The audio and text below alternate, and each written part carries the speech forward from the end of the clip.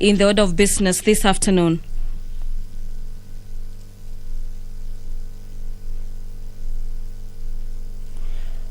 Two procedural motions are set to be moved before the floor of the House. The first one is by the Chairperson, Departmental Committee on Matters Justice and Legal Affairs. The motion is on the extension of time for consideration of nominees for the appointment as members of the Ethics and Anti-Corruption Commission. The other procedural motion will be moved by the Chairperson, Departmental Committee on Matters Finance and National Planning, on the extension of time for the consideration of nominees for the appointment as members of the Privatization Commission as well as the Competition Authority. This is that pursuant to the provisions of Section 13 of the Public Appointments Parliamentary Approval Act of 2011, and in relation to the extension of period for the consideration of nominees for the appointment to the public offices, the House resolves to extend the period for consideration of nominees. The list was submitted by the Cabinet Secretary for Matters National Treasury as well as Planning, and for the appointment of members to the Privatization Commission and the Competition Authority of Kenya for a period of 14 days from 6th of November 2021. Thereon, the House will be moving to other motions. And just to highlight, one of them is a report of the Committee of the Whole House on the Central Bank of Kenya, National Assembly Bill number 10 of 2021, by the Chairperson, Departmental Committee on Finance and National Planning. The other motion set for debate before the House is the report of the Committee of the Whole House. This is on the Trustees Perpetual Succession Amendment Bill, National Assembly Bill number 23 of 2021. The House will equally be considering the ramification of the bilateral air services. These are agreements between the Republic of Kenya and the Republic of South Africa, and between the Republic of Kenya and the Republic of Botswana. That motion is by the Chairperson, Departmental Committee on Matters Transport, Public Works and Housing.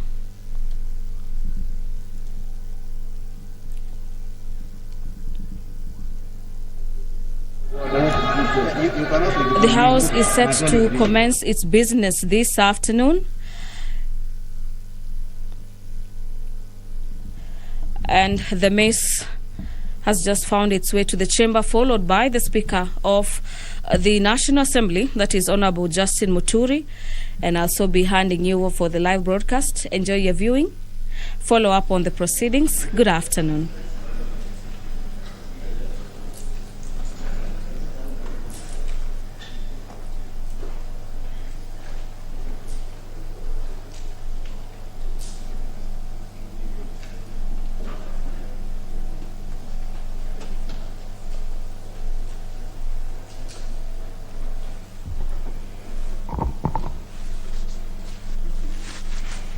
Let us pray. Almighty God, who in your wisdom and goodness have appointed the office of leaders and parliaments for the welfare of society and the just government of the people, we beseech you to behold with your abundant favor us, your servants, whom you've been pleased to call to the performance of important trusts in this republic. Let your blessings descend upon us here assembled, and grant that we treat and consider all matters that shall come at our deliberation in so just and faithful manner as to promote your honor and glory, and to advance the peace, prosperity, and welfare of our country and of those whose interests were committed to our church. Amen.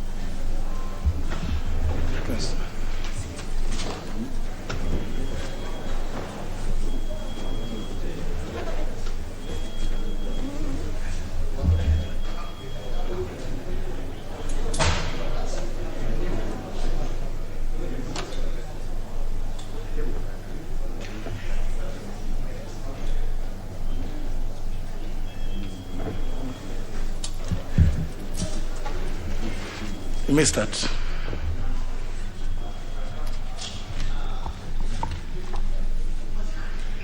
Order number 1, administration of oath.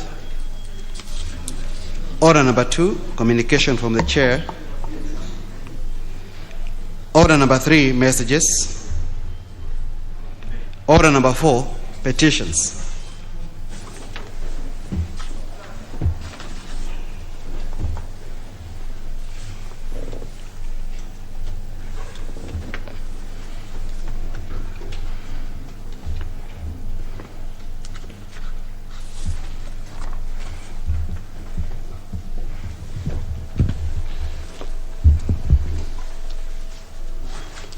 Honourable members, as you know, standing order number 225, subsection 2, paragraph B requires the Speaker to report to the House any petition other than those presented by a member.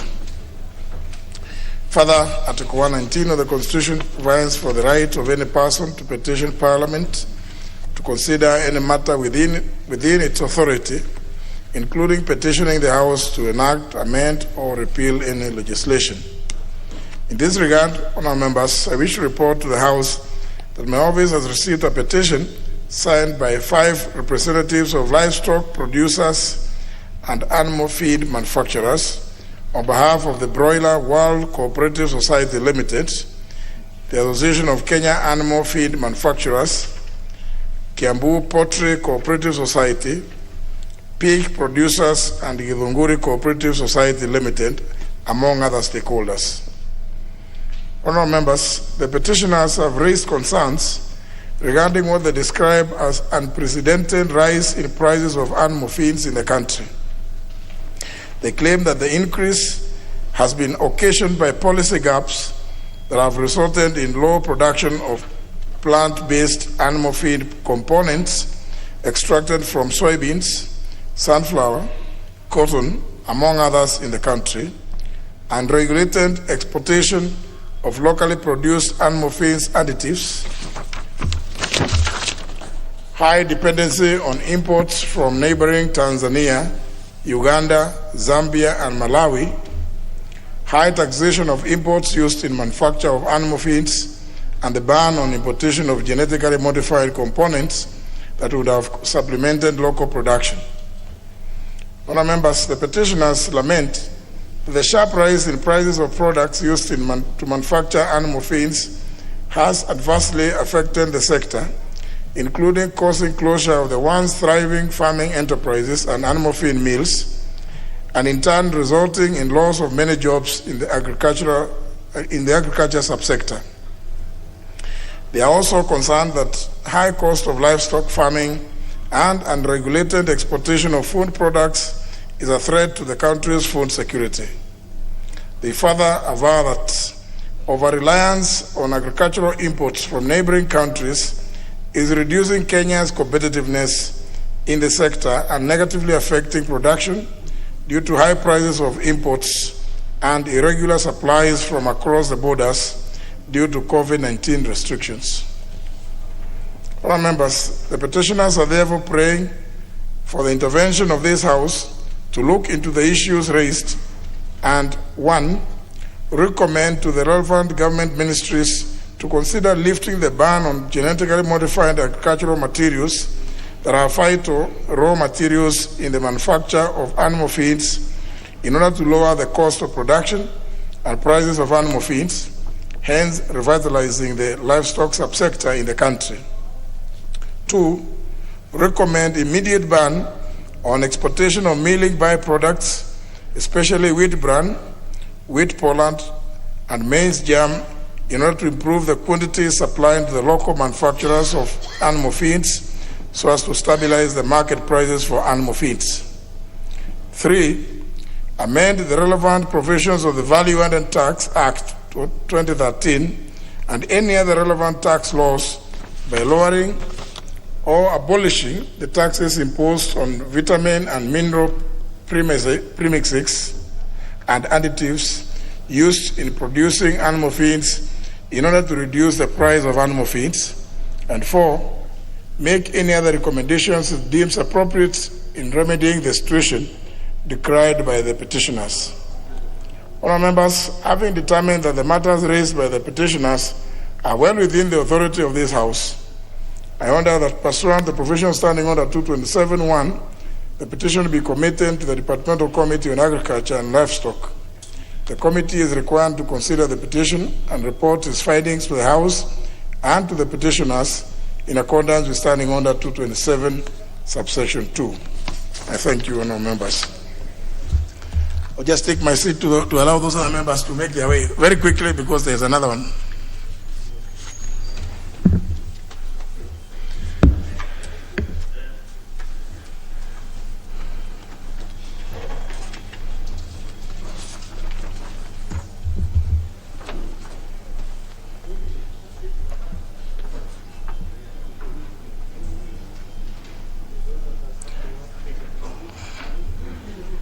Honourable members, make your way quickly. I appreciate that you are just on your lunch and you could be finding it a bit tricky to walk fast.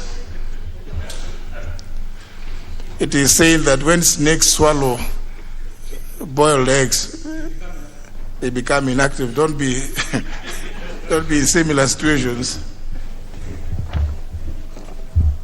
Honourable members, this second petition, again brought under the provision of standing order 225. Is that one a rattlesnake or what is it now?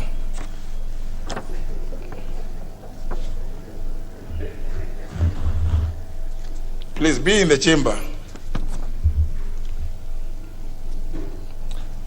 This petition is regarding urgent resolution of Kwa Kadzengo land disputes. I want to report to the House that I've received a petition from MCA Victor Mwanganda Gogo of PO Box 332 Malindi on behalf of residents of Kwakanzengo village in Mtepeni ward of Kilifi County, calling for urgent resolution of Kwakanzengo land dispute in order to save residents from impending eviction. The petitioner elucidate that the Kwakanzengo land registered as Kilifi/Kikambala block 285/3 was initially owned by one Michaela Norton, who divested her interest in 1968 and gave instructions to have the land subdivided and transferred to her ex-employees, whose families currently reside on the land. Subsequently, for 50 years, the families constructed houses, built churches, mosques, and schools, and cultivated the land for sustenance and commercial purposes. Additionally, they claim that their ancestors are buried on the parcel of land. The land was later converted to become part of Kikambala settlement scheme for purposes of settling squatters residing thereon. But unbeknown to the petitioners, one Francis Kinuthia was irregularly allocated the parcel of land in unclear circumstances and later sold it to the Railway Housing Cooperative Society in April 2006.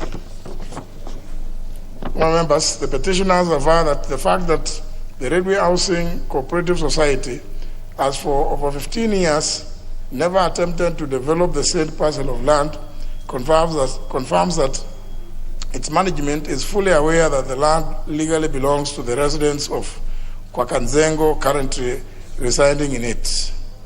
However, the management of the society is said to be currently using illegal and unorthodox avenues of attempting to evict residents from the land, such as resorting to harassment, threats, brutal force, and a host of other inhumane treatments.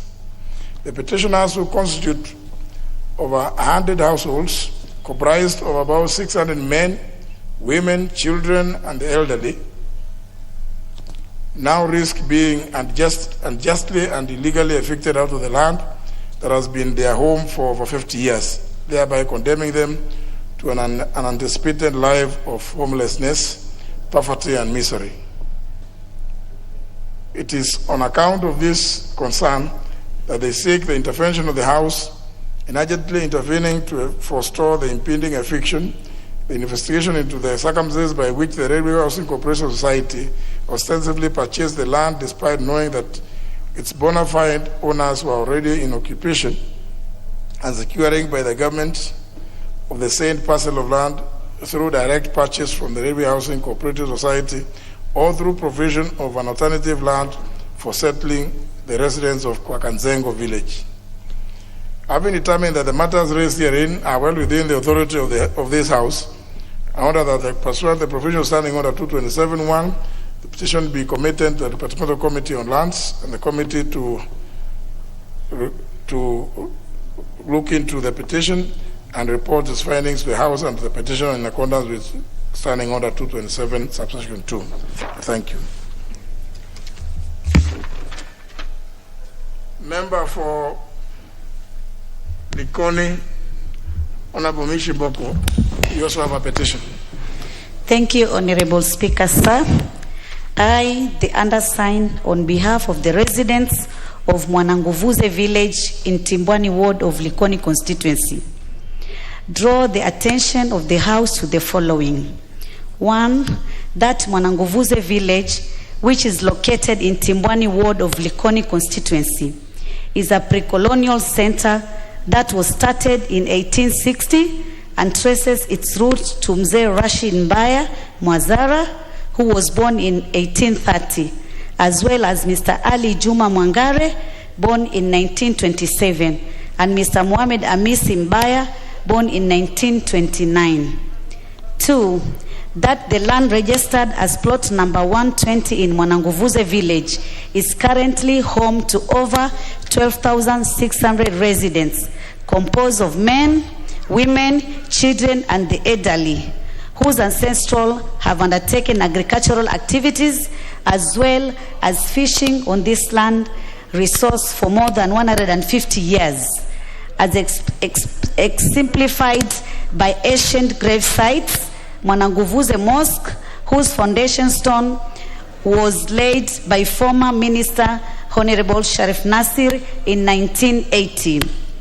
All the indigenous trees that are decades old, among others. 3, that when adjudication of land commenced in Likoni constituency, residents of Mwananguvuze village were assured of securing their right to the land, but were greatly disappointed and shocked when the Ministry of Lands irregularly and illegally issued title deeds of the land to strangers and newcomers that residents had never heard of before.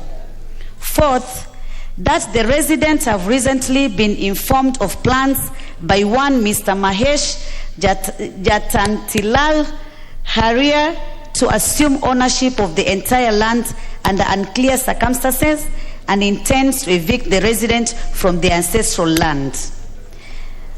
5th, that effort to address this concern through various agencies have been fatal. 6th, and that the issues in respect of which this petition is made are not pending before any court of law or before any constitutional or legal body. Now, therefore, your humble petitioner pray that the National Assembly, through the Departmental Committee on Lands, with the support of the National Land Commission, 1, conducts a fact-finding mission to Mwananguvuze village to ascertain the situation on the ground as highlighted in this petition. 2nd, urgently intervenes to forestall the impending eviction of residents of Mwananguvuze village from the land registered as plot number 120, Mwananguvuze, Timbwani. 3rd, investigate the circumstances in which the said Mr. Mahesh Jatantilal Haria seeks to assume ownership of the said parcel of land. 4th, secures the issuance of title deeds of plot number 120 Mwananguvuze, Timbwani, to the residents who are the bona fide owners of the land. And 5th, makes any other recommendation it deems appropriate in the circumstances of the petition. I thank you, Honorable Speaker, sir. Very well. And our members, comments on the 3 petitions will be limited to a maximum of 2 minutes each member. But also to observe that the 2 petitions, one by the Honorable Mishi and the last one, as I read out, seems to identify people in some interesting categories: men, women, and the elderly.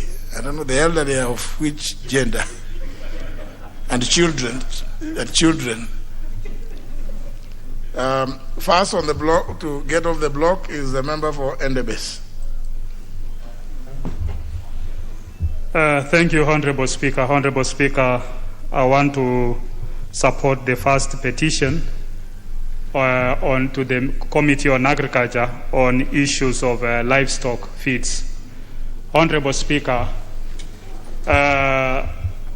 matters about genetically modified organisms, especially GMO foods, when it comes to cotton, PT cotton, maize, and other crops that can, like soya beans. I think in the European countries and Brazil and North America, this is a common practice. And we've been very slow in accepting what science says. So as the committee looks into this, we have a body within this country that looks into approval of GMO foods, GMO technology. I think the committee could be able to look into this and see which of this technology can be of any use to the country. And on the other, on land.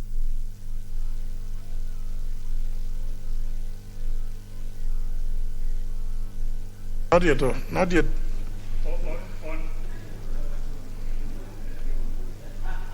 Give him, he's still On land matters, Honorable Speaker, I think the Ndungu report needs to find its way to this floor so that members can debate it. With those few remarks, Honorable Speaker, I support. Any? Thank you, Mr. Speaker, for giving me an opportunity to comment. Mr. Speaker, as far as GMO is concerned, Mr. Speaker, it has been very controversial for the last 3 parliaments, and it's a matter which is not yet settled. And in fact, other than the cotton, BT cotton, so far no other genetic material has been used. On part of the land issue, first of all, there are reports which have been there, but also the concept of adverse possession, whereby if somebody has been living on a piece of land uninterrupted for over 7 years, Mr. Speaker, they acquire some rights. And therefore, we've heard these people have lived there for over 150 years, meaning that is really their land, and I think it's a matter which can be settled by the National Land Commission, assisted by the committee, so that the rightful owner of the land occupies the land, and especially where the history is so clear. Mr. Speaker, on the matter of the cooperatives and the feeding, I think serious research has to be done. Because one time in India, there are some animals which were fed on the byproducts of beating or genetically modified cotton, and in fact they died. So the team and the Department of Government really charged with the issue of GMO has to really advise, and that's a matter not yet settled by this House, Mr. Speaker. I believe the country has a responsibility to decide whether we use GMOs or not. But a lot of countries in the world, Mr. Speaker, are not using GMOs by their law and by their policy. So we really need to come up with a solution, and they have provided quite a number of solutions, Mr. Speaker, which could favor them. Part of them including the lowering of taxes. I think, Mr. Speaker, that's where the solution is. Also, Mr. Speaker, some of the foods manufactured for animals at times have aflatoxin, and animals have actually died out of aflatoxin, having been fed with this food. So again, also is an area we need to be careful, Mr. Speaker, so that farmers don't lose animals simply because the food products are already poisoned and have not been checked well before they are given to the farmers. I thank you. Member for Chepalungu. Honorable Speaker, on issue of GMO, the high cost of feeds drives farmers out of the dairy and poultry industry. It is true, and it's a fact that the more we receive imports from outside countries, it makes the dairy and poultry industry very expensive. Honorable Speaker, the prices of animal feeds has gradually been increasing and farmers barely make profit. Honorable Speaker, it's a worrying situation that in Kenya, a litre of water costs for 109 shillings, while a litre of milk costs for 32 shillings. Honorable Speaker, it doesn't make logic, since water you just purify, bottle and sell, but milk you must invest heavily on feeds so that you are able to get more milk. Honorable Speaker, the principle of Buy Kenya, Build Kenya has never been put in place, and it's high time from the petitioner that we really have to look at it as the Committee of Agriculture has to go through it. Kenya depends on imports from Zambia, Tanzania, Uganda, and Malawi. The major sources of protein in animals, Honorable Speaker, comes from the soya beans, sunflower, and cotton, whose byproducts are the soya beans and the rest. Honorable Speaker, I support the petition, and we really need to look into the pricing model on products in Kenya. Thank you, Speaker. Thank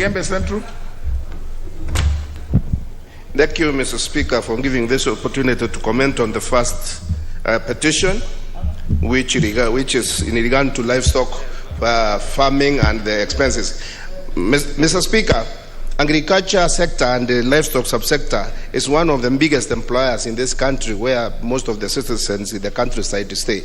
But the products which come from agriculture and especially livestock are so expensive that whatever you can never make ends meet, Mr. Speaker. And that is why people are running away even from farming, Mr. Speaker, because the inputs which are put for the growth of the animals or to rear the animals, and when you come to maybe slaughtering that animal or selling that milk, it becomes very expensive, Mr. Speaker. Therefore, Mr. Speaker, I would urge the committee to holistically look at the production costs of foods or agricultural inputs, so that at least they can be checked and controlled, so that at least the farmers can reap benefits from using these materials, and when they sell or sell milk from their animals, Mr. Speaker. Mr. Speaker, we should also check in importing what can be produced locally, Mr. Speaker. We don't have to import things from outside. We need to put control measures so that we can sell the inputs cheaply, produce whatever can be produced locally, and then use it locally so that the farmers can benefit. I support the petition, Mr. Speaker. Member for Bomachoge Borabu. Thank you, Honorable Speaker. Honorable Speaker, I stand first of all to support the petition on animal feeds. But Mr. Speaker, as this petition is being considered by the relevant committees, I would like the committees to find out what are the government policies that are in place to address the main ingredients, the main raw materials, especially in terms of the production of the key crops. We are talking about cotton, we are talking about soybeans in this country. In this country, Mr. Speaker, we have a lot of farmers who are disgruntled because they have no market for their products. How much of this is currently being produced in Kenya? And if they consider that, Mr. Speaker, it will help us to understand the complexity of this pricing. Mr. Speaker, I will also want to say that it's also important for the committee to understand the implications of this drop, of the increase of the feeds, especially, Mr. Speaker, in terms of how many people are losing jobs. We hear of 30 companies that have closed their factories because of the increase in the pricing of the raw materials. All the raw materials are not available. How many people are affected? Mr. Speaker, we are talking of a country where unemployment is skyrocketing. And here in the same country, we have factories closing because the raw materials are missing. So, Mr. Speaker, I think it's important for us even to ask the technical people in the industry to tell us what they're doing. What are they doing to counter this kind of bad image in terms of income, in terms of food security, and also in terms of employment? Thank you, Mr. Speaker. I support. Member for Mumi assist. Thank you. Thank you, Honorable Speaker. Honorable Speaker, I want to start by supporting the petitioners of livestock producers of Kiambu. Honorable Speaker, despite the fact that this country is an agricultural country, as a country we have done poorly in terms of protecting our farmers. And Honorable Speaker, I can tell you for free that you will see many more petitions coming your way. Because, Honorable Speaker, we have let farmers on their own. How many times have we complained that eggs from South Africa are cheaper than our local eggs? How many times have we complained that tilapia fish from China is cheaper than the tilapia fish in Lake Victoria? How many times have we complained that sugar coming from Uganda and coming all the way from Brazil is cheaper than sugar produced in this country?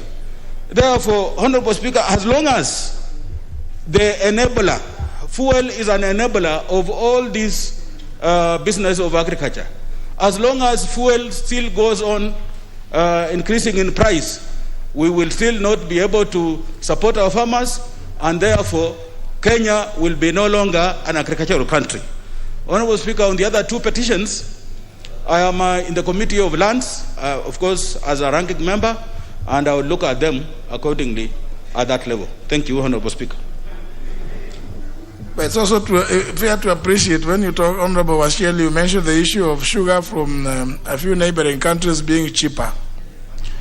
I think either our trade committee or the agriculture committee, either both or other people are asleep, because it is fair that they try to find out this policy where year in for close to 20 years, this country keeps seeking extension of for the COMESA exemption to bring in a duty-free over 200,000 metric tons of sugar. And then this new practice. Some of you have written to me, and some other citizens have written to me, a new practice by the Ministry of Trade and KRA to go and limit the quotas from those COMESA countries, such that you find countries like Eswatini being allocated, you are told you can bring 70,000 metric tons of sugar from Eswatini, from Burundi, 60,000 metric tons, from Egypt only 10,000. Kenya does a lot of trading with Egypt. Not a single kilo of sugar has ever landed from Eswatini. So what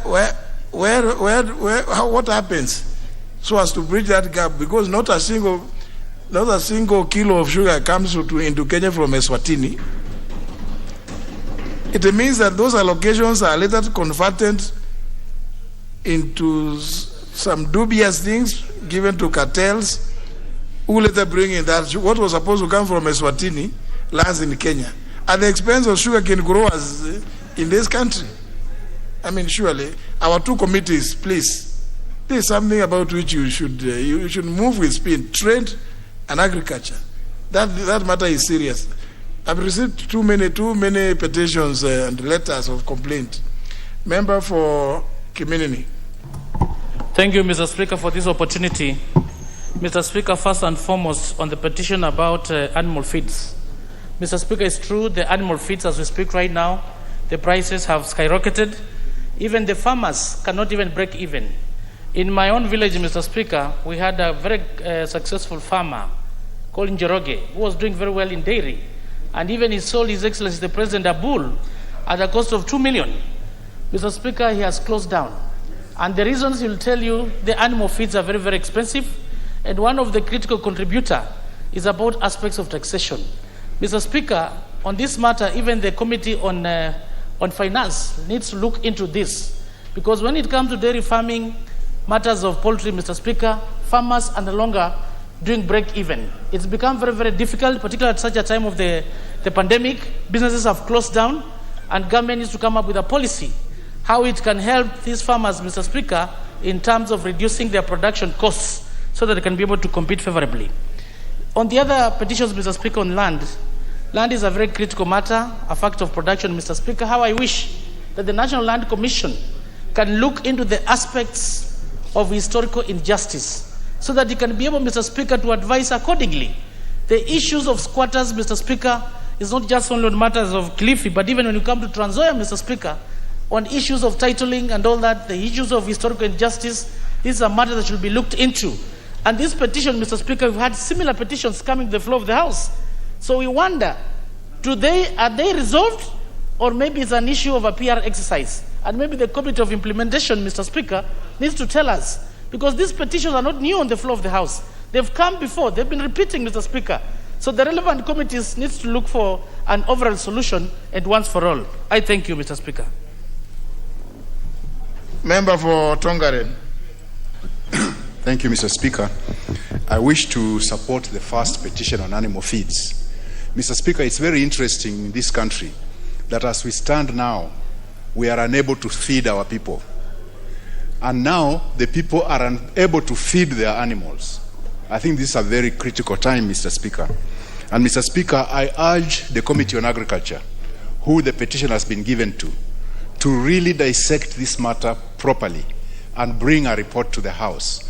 Because, Mr. Speaker, it is not right that we say that agriculture is the mainstay of our economy, and yet we are shooting ourselves in the foot the way we are doing it. Even those of us who have decided to make our own animal feeds on the farm are finding it expensive because the ingredients have become so expensive that you need to add, so that many of us are abandoning that part of livestock farming. Mr. Speaker, I would like to urge you that you use your powers. When this petition is ready, it be tabled for a brief debate so that at least the government can be woken up to realize there's a big problem in this country. Because if we just let it go like the other petitions, that they just hand in a report and leave it at that, perhaps it will not wake up the government.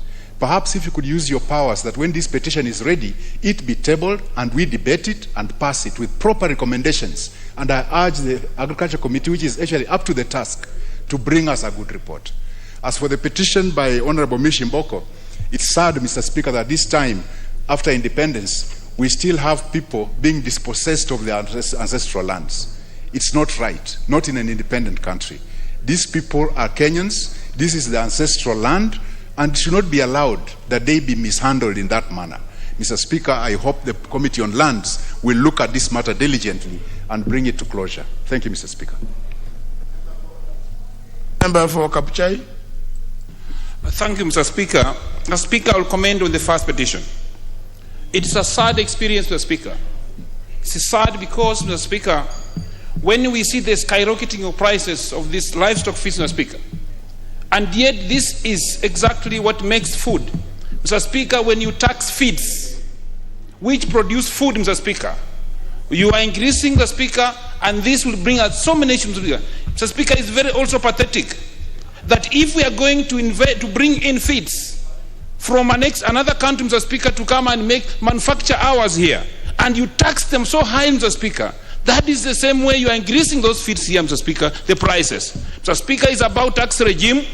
Our government, Mr. Speaker, as much as we want to get revenue and develop other sectors, Mr. Speaker, but food being the backbone of this the economy of this country, Mr. Speaker, must be given priority and tax reliefs. Mr. Speaker, it's also very sad to find that you might be having double taxation, Mr. Speaker. You are taxing the raw material and then you tax the product, Mr. Speaker. Look at the pressure that we have, Mr. Speaker. Sometimes we have a lot of pressure on some feeds.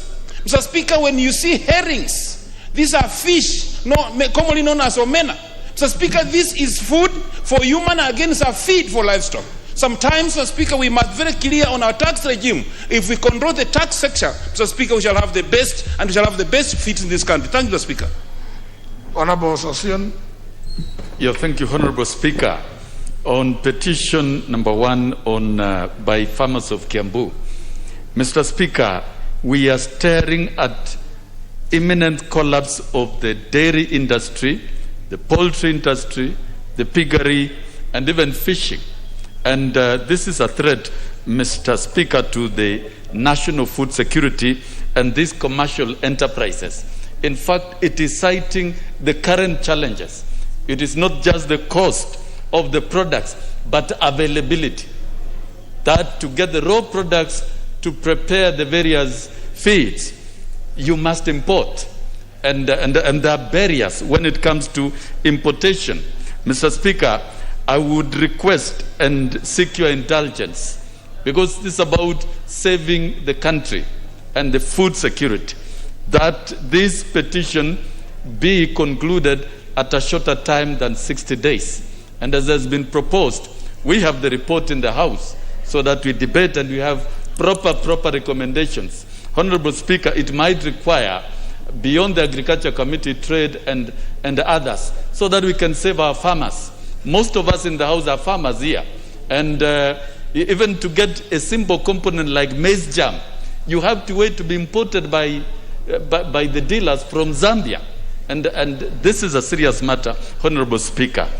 Give due direction. And on the other one, on the issue of land, it is recurring every now and again.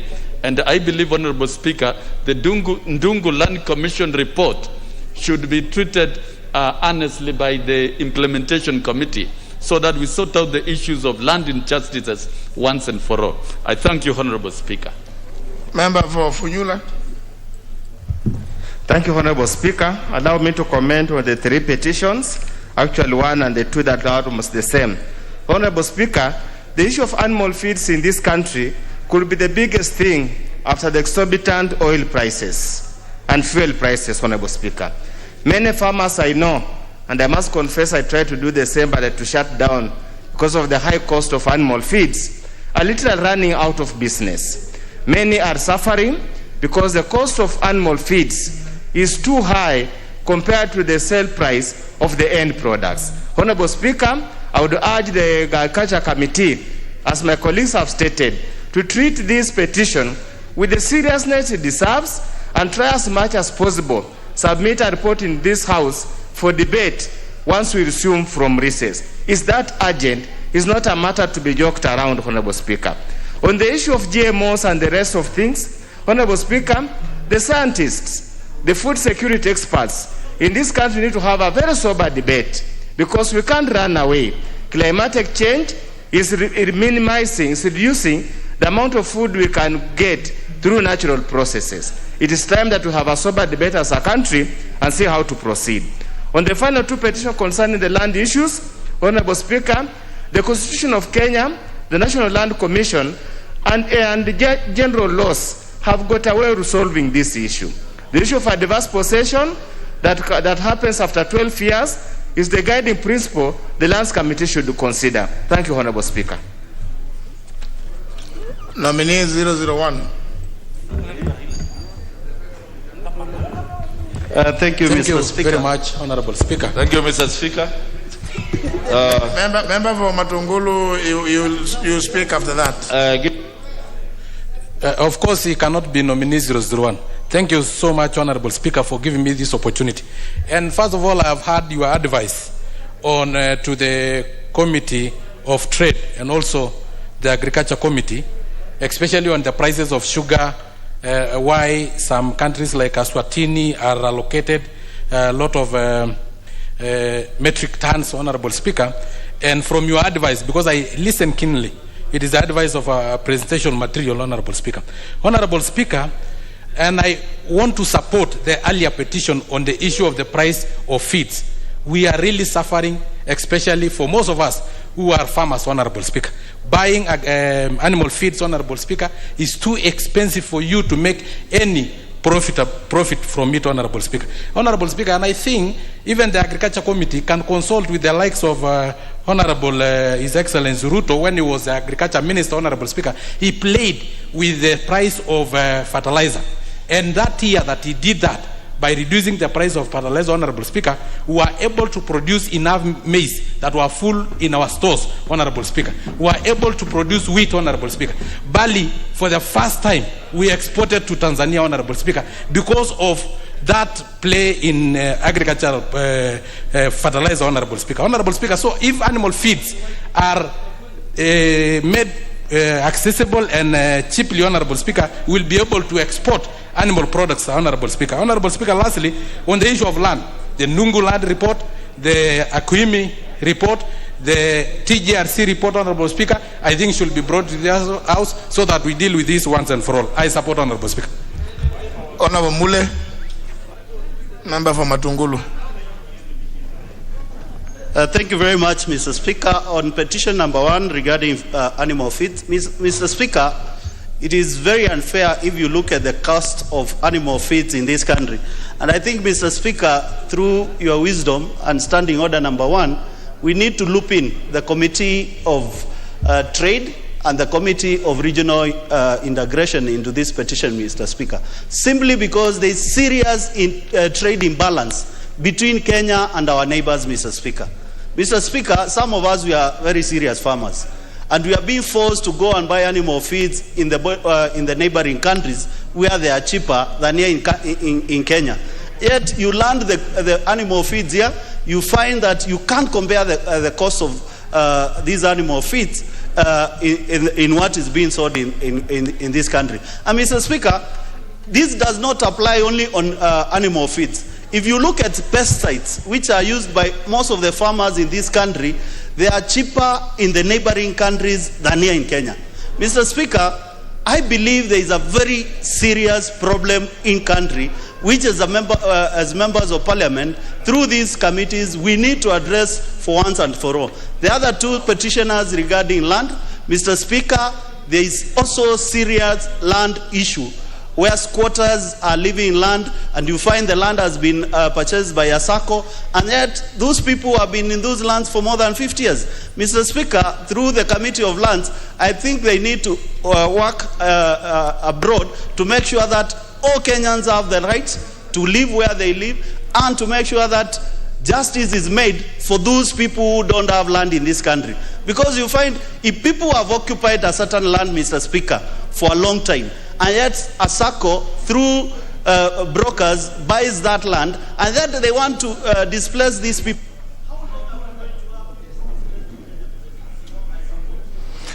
I think, honourable members, whereas I can see the chair of Agriculture Committee, although he was busy on his phone for the longest time, Honourable Tiren, you know, I see every member, even when they are hiding, even when you bed. I think there is no need of us saying we include so many other committees. I believe the committee is up to the task.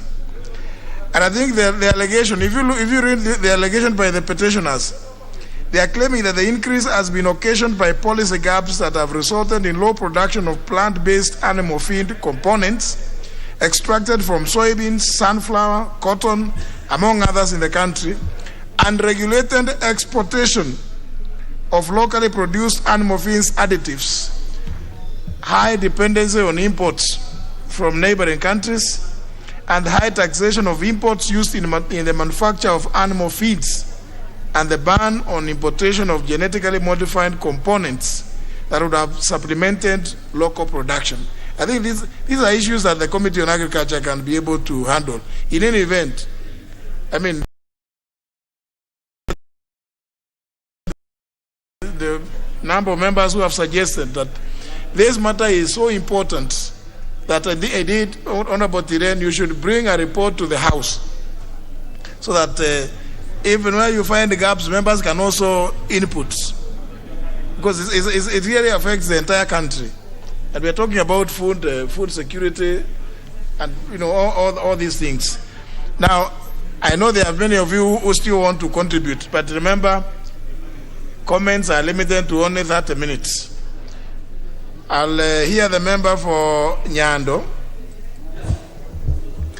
I thank you very much, Honorable Speaker. Honorable Speaker, at the moment, most regions in this country are experiencing drought. And that therefore means that human life is at risk, and livestock lives are even at a more risk. And if the animal feeds would be affordable, because people at the moment have to juggle between human food and animal food, and we have seen thousands and thousands of animals dying each day. So if that affordability would be in place, then people would be able to buy animal feeds for their livestock.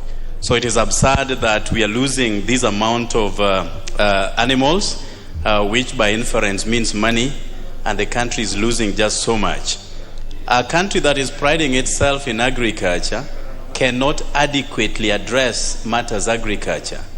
We know that agriculture presents number one revenue earner to this country, and therefore how I wish that the committee, as you have directed, will move swiftly to address this matter so that we can conclude on this most important thing.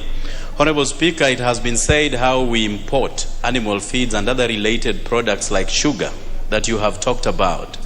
Each time we are shipping anything into this country, by inference we are shipping our jobs abroad. At a time when most of our youths and productive lot of our society are reeling under joblessness, this country must quickly do something towards that effect. United Arab Emirates and other Arab world are in dire need of beef, but this country cannot provide beef to cushion that market, Honorable Speaker. Therefore, I hope that Honorable Tiren, my good friend, will move swiftly. Member for Mvita. Asante sana Bwana Spika, kwanza kuweza kumpatia kongole dadangu Mishi Mboko, mjumbe wa Likoni, kwa kuweza kuleta ardhi hali hii kwa lugha almaruf petition kuhusiana na kijiji cha Mwananguvuze ambacho kiko katika eneo la Timbwani Likoni. Bwana Spika, ni jambo la kusikitika na jambo ambalo kwamba halieleweki. Sehemu ardhi ambayo kwamba ina historia kuanzia mwaka 1830 na inajulikana watu waliotoka hapo kuanzia mwaka 1927. Hii ardhi, Bwana Spika, kwa niaba yangu mimi mwenyewe, marehemu mzee Sharif Nasir ambaye alikuwa ni mjumbe wa Mvita na alikuwa ni baba yetu, alikuwa ni mmoja aliyeweza kuweka jiwe la msingi na akajenga msikiti katika eneo hili katika mwaka 1980. Leo msikiti ule mtu amekuja anaambiwa kutoka Nairobi ya kuwa anapatiwa title deed. Wakazi walioko pale ni 12,600.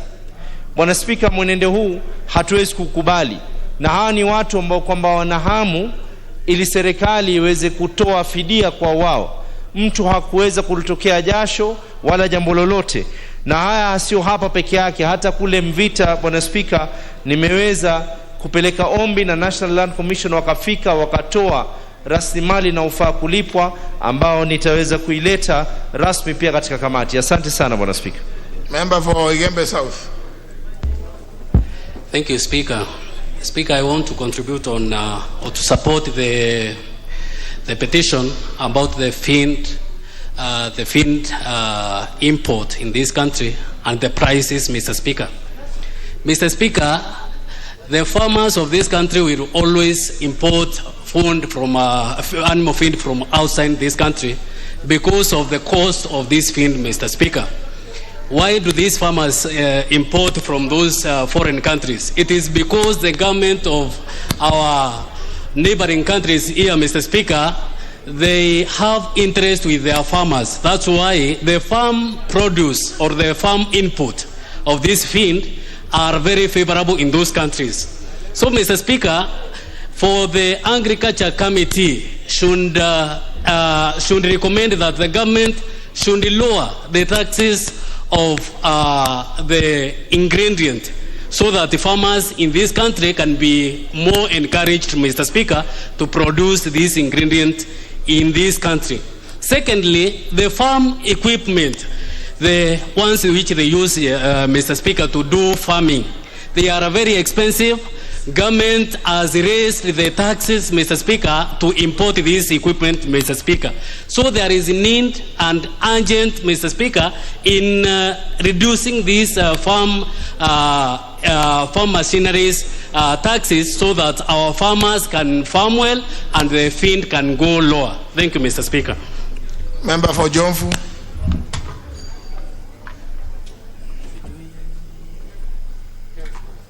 Asante sana Mheshimiwa Spika kwa kunipa fursa hii ili na mimi kuchangia.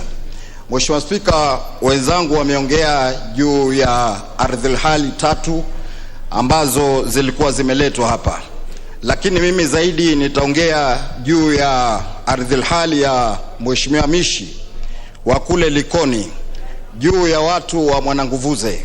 Mheshimiwa Spika, watu hawawezi kukaa watu 12,000 kuanzia mtu mmoja mpaka kafika 12,000 mwenyewe hata hajui ardhi ile kwa anataka kuitafuta.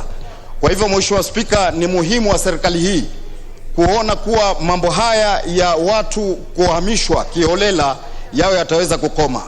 Mheshimiwa Spika, mimi nazungumza haya kumpongeza Mheshimiwa Mishi kwa sababu tumekuwa na yeye bunge la 11, na vile vile nataka kusema wakati huo alikwenda mara 2 na National Land Commission kuwatetea watu hao. Na wakati huo akifanya hayo, na mimi nilikuwa nafanya kwa watu wa Lidina katika ile sehemu ya kwangu Jomvu. Kwa hivyo Mheshimiwa Spika, mimi nasema kuwa watu 12,000 hawana mahali kwingine kwa kuishi. Hapo ndio kwao.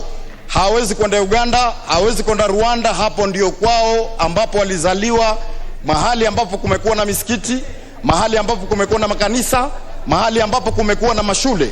Mimi kwa ufupi Mheshimiwa Spika, ningependa komiti iwe itakwenda kwa haraka iwezekanavyo Likoni na itoe uamuzi kwa wananchi hao waendelee kukaa hapo, kwa hapo ndio mahali pao.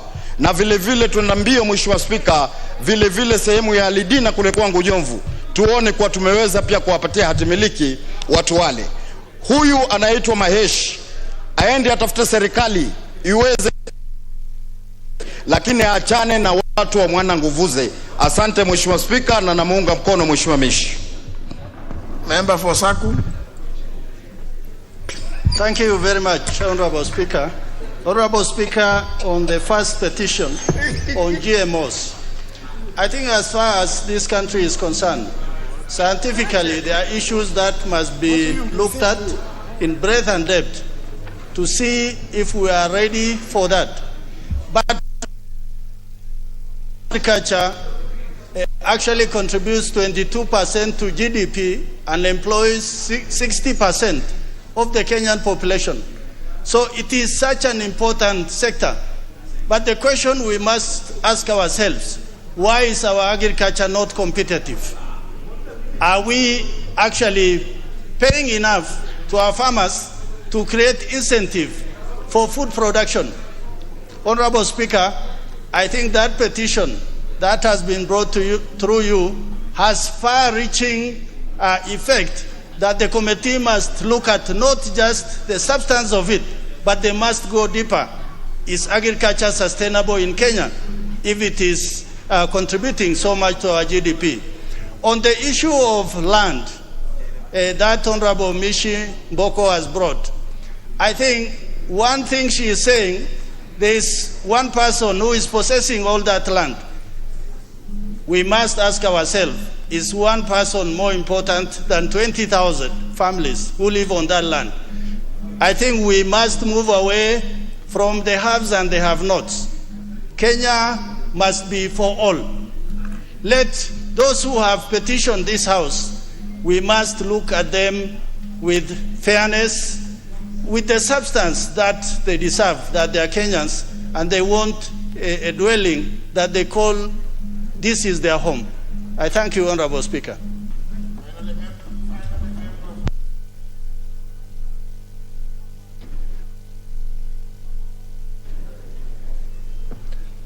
Finally, member for Mwatate. Shukran Mheshimiwa Spika. Naunga mkono malalamishi ya kwanza ya Wamasia kule Kiambu. Kwa kweli hili bunge yafaa tuamke, manake kwa sasa masuala kama hayo ndio wezi kutofautisha kuhusu mtungaji sheria, mzalishaji na yule tu wa kukula. Ile kwa Kiingereza Mheshimiwa Spika ukiniruhusu, yani consumer politician and producer politician. Mali tunalekea Kenya, tunalekea mali si pazuri kama maswala kama vyakula vya wanyama inakuwa namna hiyo. Halafu malalamisho ya pili na ya tatu Mheshimiwa Spika yote naunga mkono, yale ya kwa Kazengo na vile vile haya ya Nguvuze. Mheshimiwa Spika, haya maswala haya malalamishi yako mengi sana nchini Kenya. Kule kwangu tu juzi nashangaa watu wameishi zaidi ya miaka 20 na wanafurushwa na shirika la wanyamapori. Hii miaka yote walikuwa hapa wakingojea watu wakijenga. Mheshimiwa Spika, kamati husika inafaa ichunguze haya maswala kwa undani na malalamishi wafanye kwa haraka, angalau wale wananchi ambao wanaishi kule wasaidike. Kule kwangu sehemu za Maungu kama wiki 5-6 zimepita namna hii, wote wanakimbilia kulalamikia. Nukiangalia hali ya hela vile imekuwa kwa sababu ya ugonjwa wa corona, imekuwa ni matatizo mingi sana. So Mheshimiwa Spika, kamati husika iamke na ile kamati tekelezi isilale, iende mbio, masuala kama haya yamalizike. Asante sana.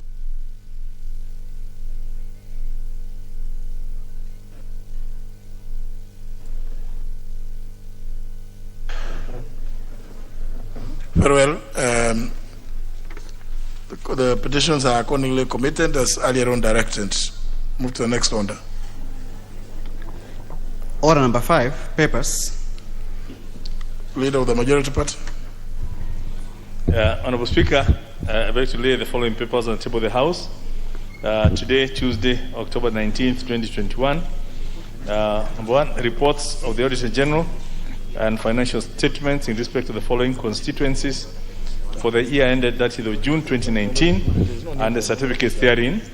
And number 1 is the Narok South constituency, and B, Kilgoris constituency. Thanks, Honorable Speaker.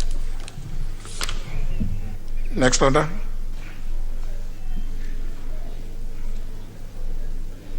Order number 6, notices of motion. Honorable Rehab Mukami Washira, member for Nyeri Town, Nyeri County, sorry. Thank you very much, Honorable Speaker. Honorable Speaker, I beg to give a notice of motion that aware that most pupils in primary and secondary schools are currently facing ethical behavior challenges manifested in the rampant cases of drug and substance abuse, socially unacceptable sexual misadventures, and antisocial behavior that has contributed to their poor study habits, academic underachievement, and increased conflict with parents, teachers, and guardians. Noting that there have been increased cases of school violence in the form of school strikes and burning of schools. Cognizant of the fact that a breakup from cultural norms, rising unemployment rates, and stress from parents, among other factors, has heightened and negatively affected the students' behaviors in schools, leading to increased suspensions or expulsions and dropouts. Deeply concerned that students from families experiencing domestic violence, separation, single parenthood, terminal illness, and the recent COVID-19 pandemic, among other myriads of problems, are prone to depression. Appreciating that there is need for guidance of teenagers at their formative stages in life, this House therefore urges that the government, through the Ministry of Education, introduces mandatory weekly guidance and counseling to all students in primary and secondary schools in Kenya by redefinition of counselors' role, restructuring curriculum, programs, implementation of comprehensive schools counseling programs, and development of system support. Thank you, Honorable Speaker.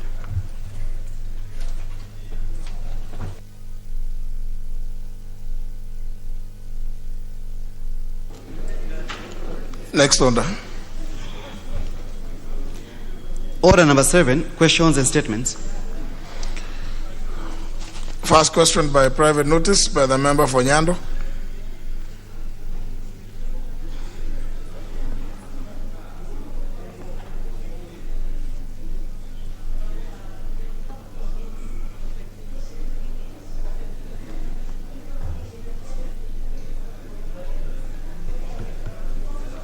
I thank you very much, Honorable Speaker, because this question stems from your directive that you delivered last week on the floor of this House concerning the taxes by Kenya Revenue Authority accruing from our county offices and constituency offices. It is questioned by private notice number 7 of 2021, and it is addressed to the Cabinet Secretary for National Treasury and Planning. Could the Cabinet Secretary explain why Kenya Revenue Authority, KRA, has been penalizing constituency and county offices for delays in the remission of taxes due for the staff emoluments and operational expenses in these offices? Yet the delays are occasioned by the fact that the Parliamentary Service Commission always receives exchequer releases from National Treasury late. Number 2, could the Cabinet Secretary ensure that the said offices are exempted from such penalties, considering that the National Treasury is usually solely responsible for the delays? I thank you, Honorable Speaker. Very well. I hope the Committee on Finance notices that, or notes that the question is by private notice, and the question will be replied before that committee. Next question is by the member for Ainab Koi, the Honorable William Chepkut, who has written to request here. The Honorable Pukose asked the question on his behalf. Very well, Honorable Pukose. Thank you, Honorable Speaker. Honorable Speaker, I stand to ask the question number 375 of 2021 on behalf of Honorable William Chepkut, MP Ainab Koi. 1, to the Cabinet Secretary for Education. 1, could the Cabinet Secretary explain the rationale for the recent increase in fees and student hostel accommodation costs by the University of Nairobi? 2, could the Cabinet Secretary explain whether the university conducted stakeholder engagement and consultations before effecting the increment, considering that most students rely on the funds from the Higher Education Loans Board to pay for academic and accommodation fees? 3, could the Cabinet Secretary explain whether the fees increment affects all students at the university, including postgraduate students? Honorable Speaker, I'm asking on behalf of Chepkut and want to wish him quick recovery after he undergone surgery at Medhill Hospital. Thank you, Honorable Speaker. Yeah. A question will be replied to before the Departmental Committee on Education and Research. And I think given that the Honorable Chepkut has written to notify me of his situation, if the question is being replied to before he has fully recovered, then the Honorable Pukosa should be notified. Thank you. Yeah. The next question is by the member for Meru County, the Honorable Bishop Kawira Mwangaza. Thank you, Honorable Speaker. My question is 405 of 2021 to the Cabinet Secretary for Public Service, Gender and ASAL. Number 1, what steps is the ministry taking to ensure food security in Meru County, particularly during natural disasters such as floods, drought, and famine? 2, what measures has the ministry put in place to establish natural disaster preparedness mechanism in Meru County, particularly with regard to floods, drought, and famine? Thank you, Mr. Speaker. Question will be replied to before the Departmental Committee on Administration.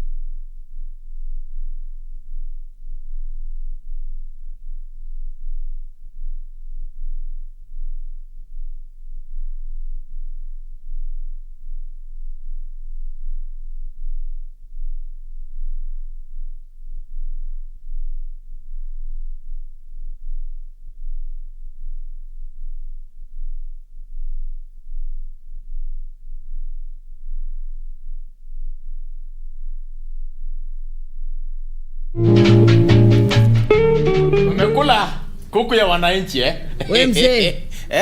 Vimbada energy.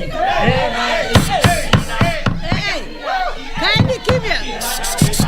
Haona tubeba ufala, haona kula pesa yetu kila siku wewe. Na kama basi ni wasanii wote basi wanapokea wasanii wote basi system inakosea inawafikia vibaya. Wewe mzee tafadhali jiheshimu na uheshimiwe. Mnakulanga pesa yetu, mnafanya mpaka nalala hata saa nyingine. Juzi nimenyeshewa na mvua mheshimiwa.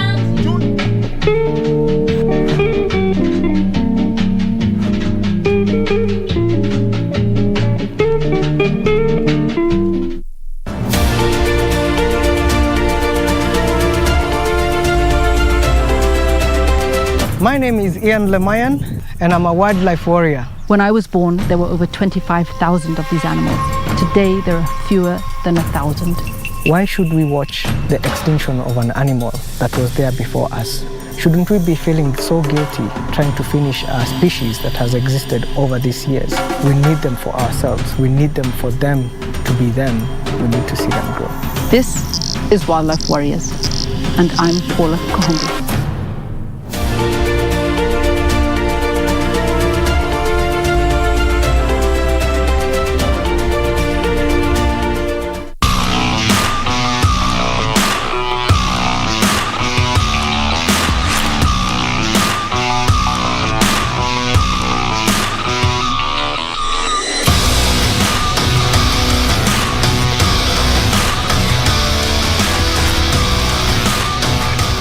Talking to the most feared men in the world?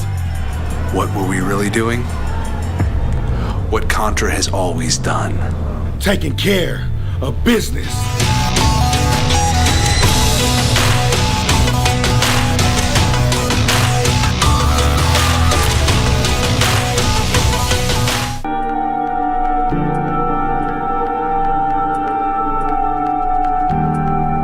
Peter, I've loved you from day one when it was even close to impossible for me.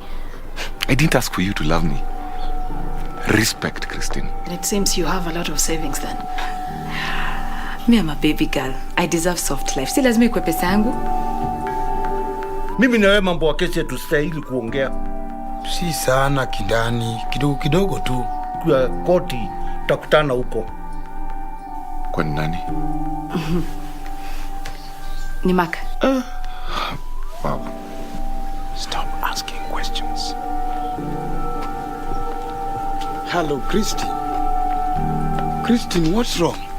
We need to fire Lawrence. She's in the living room.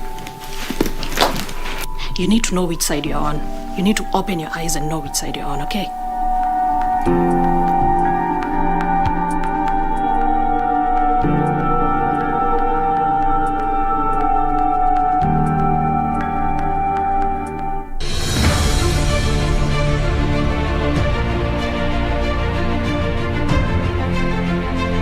Visa vya ugonjwa wa malaria vimepungua kwa asilimia kubwa nchini Kenya kutokana na mikakati madhubuti iliyowekwa chini ya uongozi wa Rais Uhuru Kenyatta.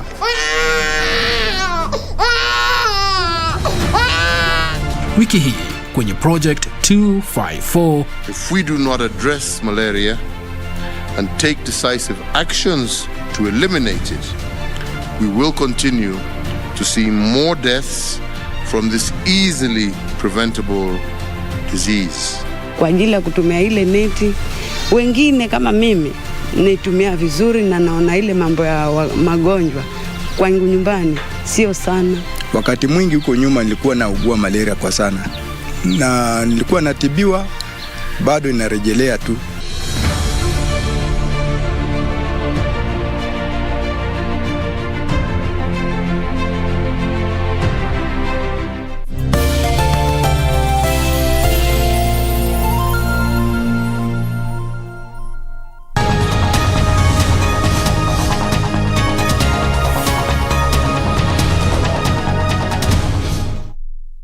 The RC on July, we have lost 9 people, including the 4 who were killed last week.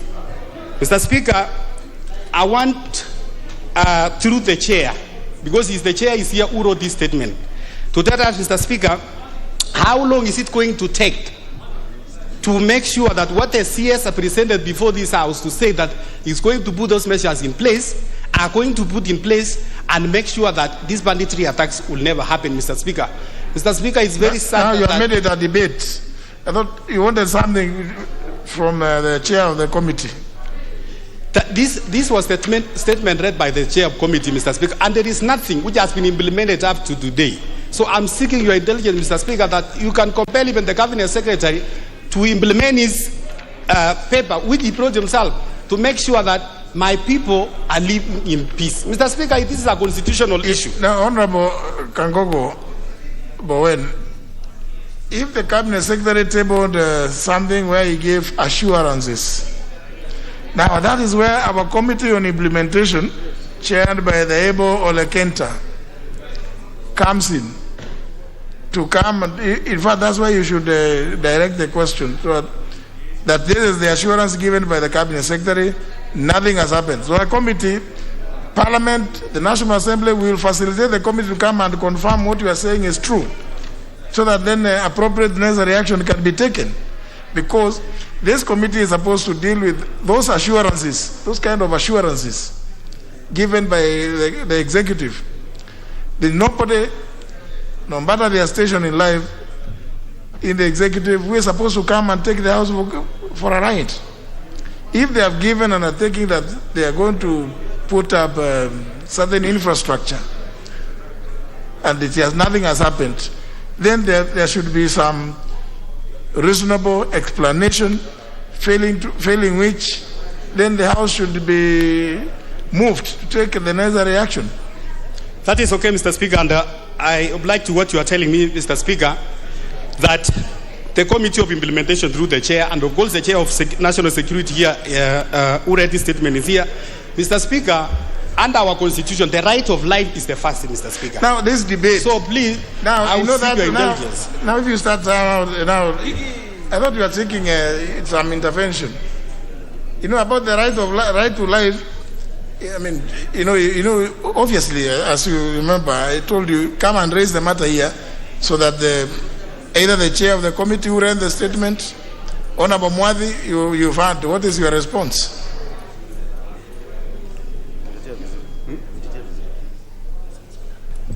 Thank you, Honorable Speaker.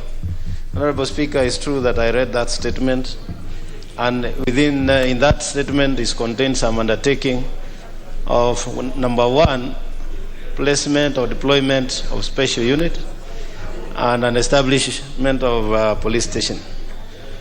I've just learned now that those have not happened, but like you rightfully said, Honorable Speaker, this could be a matter that will be taken by the Committee on Implementation. But being responsible also, and having read the statement, I also reach out to the CS, and I ensure, because this matter is very serious. You can imagine the loss of life. He's saying a whole family has lost life against the assurance by the CS that there's going to be deployed a special unit. So it behoves me, Honorable Speaker, to go back to him and tell him that those assurances have not been achieved, and that the answer I'll get, whether in written, even if we proceed on recess, I'll transmit to the Honorable Kangogo Bowen, while at the same time I expect that the Committee on Implementation is going to follow that very rigorously. Thank you very much, sir. Very well. So the Honorable Kangogo Bowen, even in the meantime, you can also approach the Committee on Implementation with the answer, the written response. And I think that's why everybody in the executive must be held accountable. If they want to chairs of committees certain commitments, they must be held accountable. Because we cannot just, it cannot just be a piece of paper. If it is tabled and is brought to the House, it means that government is serious about what it pledges to do. If they are not ready, they should not put anything, they should not commit themselves. Or they can say now they are unable to do it, and then call for national prayer in situ, in Marakwet East, so that we all congregate there and say some prayers.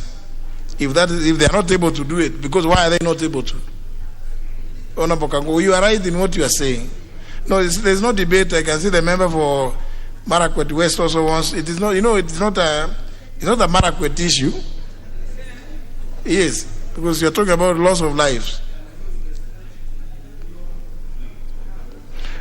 Honorable Kangogo, for just one minute, because we really need to go to business. Okay, thank you, Honorable Speaker, for that direction. I also want to thank the Chair of National Security that is going to follow up with the CS Cabinet Secretary, Mr. Speaker, because it's been every weekend we are there for very well. So thank you very much. And very well.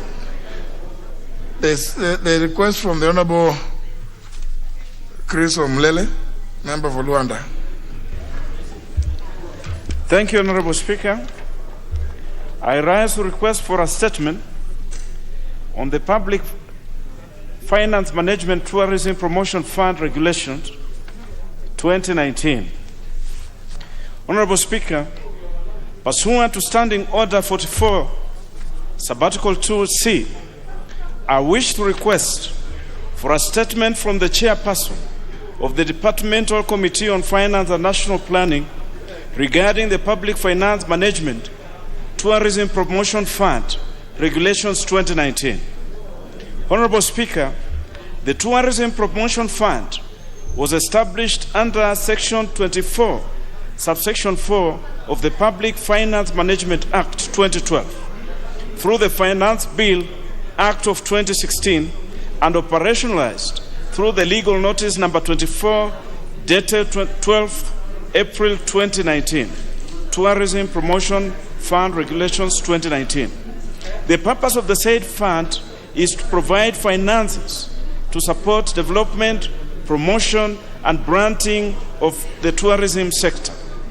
Honorable Speaker, the main source of the fund is proceeds realized under Section 3 of the Air Passenger Service Charge Act, which are collected by the Kenya Airports Authority and remitted to the fund.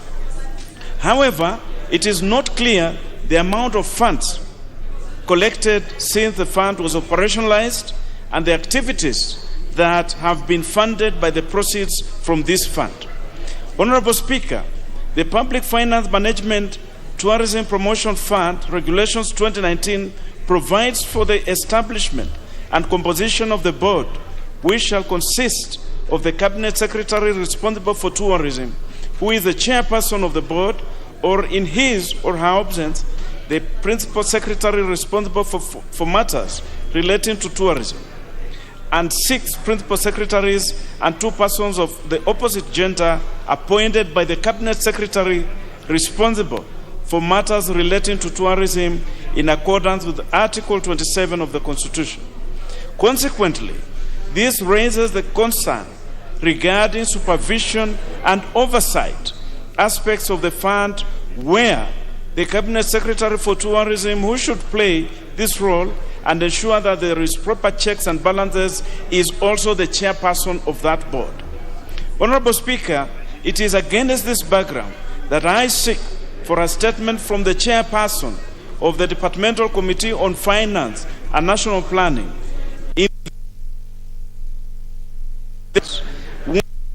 Could the chairperson provide a full disclosure detailing the proceeds collected under Section 3 of the Air Passenger Service Charge Act and remitted to the Tourism Promotion Fund since its operationalization to date? 2, could the chairperson provide the justification of Regulation 14(1)A, which designates the Cabinet Secretary responsible for tourism as the chairperson of the board, as opposed to an appointment of an independent chairperson akin to other funds created under the laws of Kenya? I thank you, Honorable Speaker.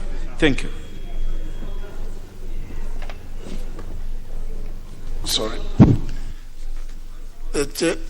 Sorry. The question, the statement is directed to the chair of tourism, sports, finance. Chair of finance. Chair of finance. The Vice Chair.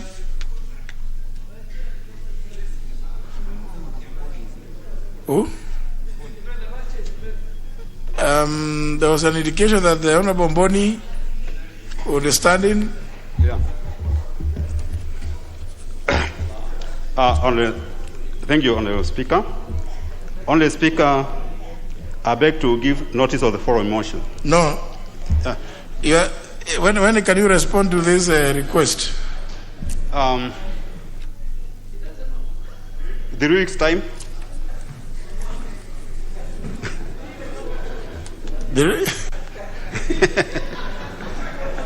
I think, in fairness, let's the request be channeled through the office of the Leader of Majority. Okay. So that the Honorable Boni is not put to task of something that his mind was not here.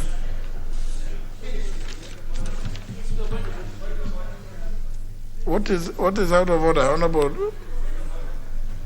Yeah, I can see all of you have pressed intervention. Honorable Duale. Honorable Speaker, there was a matter that was asked in this House, a statement sought by the Honorable Kimani Ichung'wah on why Kenyans going to China, Kenyan businessmen, small and women, small traders, are quarantined for 14 days when Chinese are coming to our country in thousands every evening. Then the Speaker, an answer was brought by the Defense Committee Chair, but the House, through your direction, he said he had to consult the Trade Committee. Speaker, it has taken 2 months. Mr. Speaker, when the British, the UK government, did a similar move based on COVID, the Kenya government did a counter move to protect its own citizens. Speaker, since COVID started, this country is receiving thousands and thousands of Chinese business people, and no Kenyan business person can go to China. Because if they go to China, and the people who go to China are small, medium business people, they are quarantined for 14 days. What does that mean, Mr. Speaker? This House must protect through you, is that the Chinese now are informally telling Kenyans, you do use email, use telephone, talk to our people, give business to our people, don't go to China. So, Mr. Speaker, this committee and this House must protect the Kenyan citizens. So, Mr. Speaker, I really want you to direct that this trade imbalance, this trade discrimination that is happening to the Kenyan business people, this government, unless this government is an appendix of the Chinese government, because when the British did the same, the government acted very fast. So, Mr. Speaker, what is so special about these Chinese? That they can dump their people, they can dump their goods, and they cannot allow Kenyans to go and do business in their country. That's number one, Mr. Speaker. Second, Mr. Speaker, you remember I sought a statement that I was told I'll be given in 2 weeks' time on the Capital Markets Authority, based on the thousands of Kenyans who lost their hard-earned savings through the Cyton scheme. Mr. Speaker, I appeared before that committee. 2 months, the committee in the Hansard said 2 weeks. I appeared. There is no answer. Mr. Speaker, I also asked a similar question on the late publication of key economic reports and documents by Kenya National Bureau of Statistics. I am yet to receive 2 months since then. So, Mr. Speaker, some of us will bring statements here, and here we are told 2 weeks, 3 weeks. We are now 2 months. So, Mr. Speaker, we are asking these statements on behalf of the people of Kenya. We are asking on behalf of people who lost their money through Cyton, through the fraud that CMA as a regulator has taken. Speaker, I ask serious statement on Kenya National Bureau of Statistics, that there are certain reports that must be given to this House and to the country before even the budget is formulated, and the minister violated. So, Mr. Speaker, what has happened, even with the independent power producers, every time I seek a statement, then it takes 2 months, and the national executive will go and sanitize. So, Mr. Speaker, I really want you to, particularly on the matter of the Chinese, at least the one on the Finance Committee, I spoke to Honorable Wanga, and she promised me she will bring it by Thursday. But Mr. Speaker, you need to put your foot and give direction.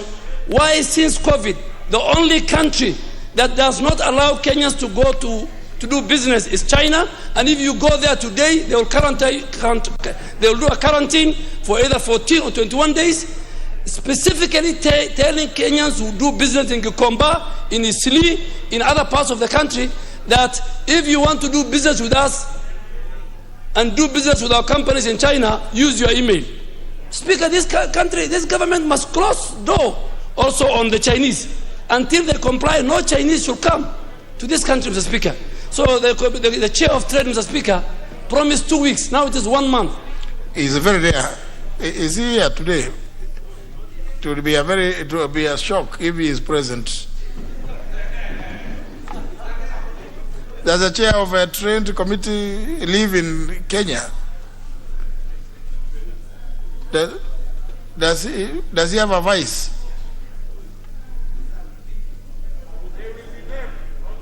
I mean, but you see, honourable members, I mean, I think the House should take action. The House should take action. Otherwise, it will become a laughing stock. If the chairs are not here to respond, and they are quick to rise in their place and claim we'll give a response in 2 weeks, 3 weeks, and then the matter just dies there.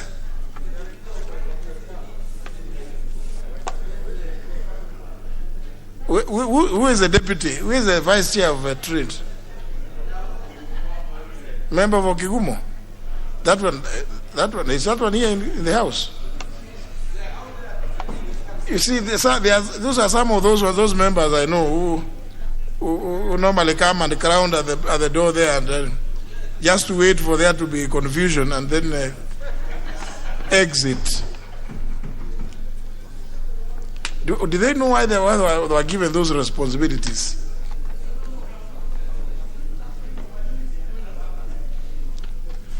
Leader majority, I think now you must also crack the whip. They are your members. I think you need to crack the whip. If they are not willing to be in the House, I think let them go and look after Camo and grow coffee for those who grow coffee and tea. Because it can't be that you're given a responsibility and you cannot be in the House.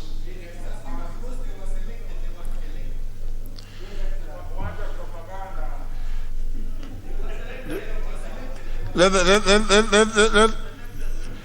leader majority give some statement with regard to those two on Thursday. Yeah, indeed, it's Honourable Speaker, it's quite disappointing that members would be promised and the promises are not kept. I would undertake to liaise especially with the two. The committee, at least finance this agreement on trade. I'll look into the matter and ensure that some action takes place. Yes. Member for Funyula, what's your point of order?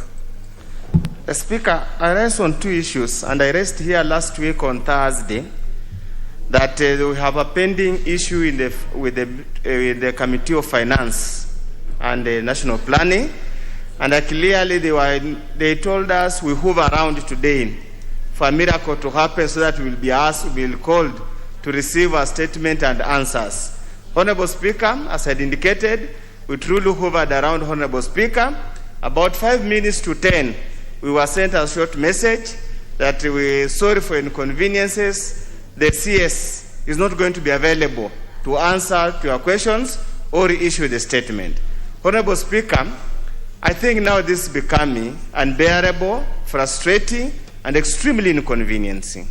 And I think probably pursuant to what the leader of majority has said, we need to find a way that when you tell members of parliament that on a particular day, come for your statement, you know very well, we forgo so many other activities, knowing that now we are at the tail end, to come and receive that statement, because we have done it for public purpose. We need to find a way, Honorable Speaker. Second, Honorable Speaker, I've had a discussion with the Chair of Transport. There's a statement that has been pending since February this year. He sent me a soft copy on 23rd August, and I've been patiently waiting for it to be tabled in the House here. It has not been forthcoming. In those two issues, Honorable Speaker, I seek your indulgence and guidance. Thank you.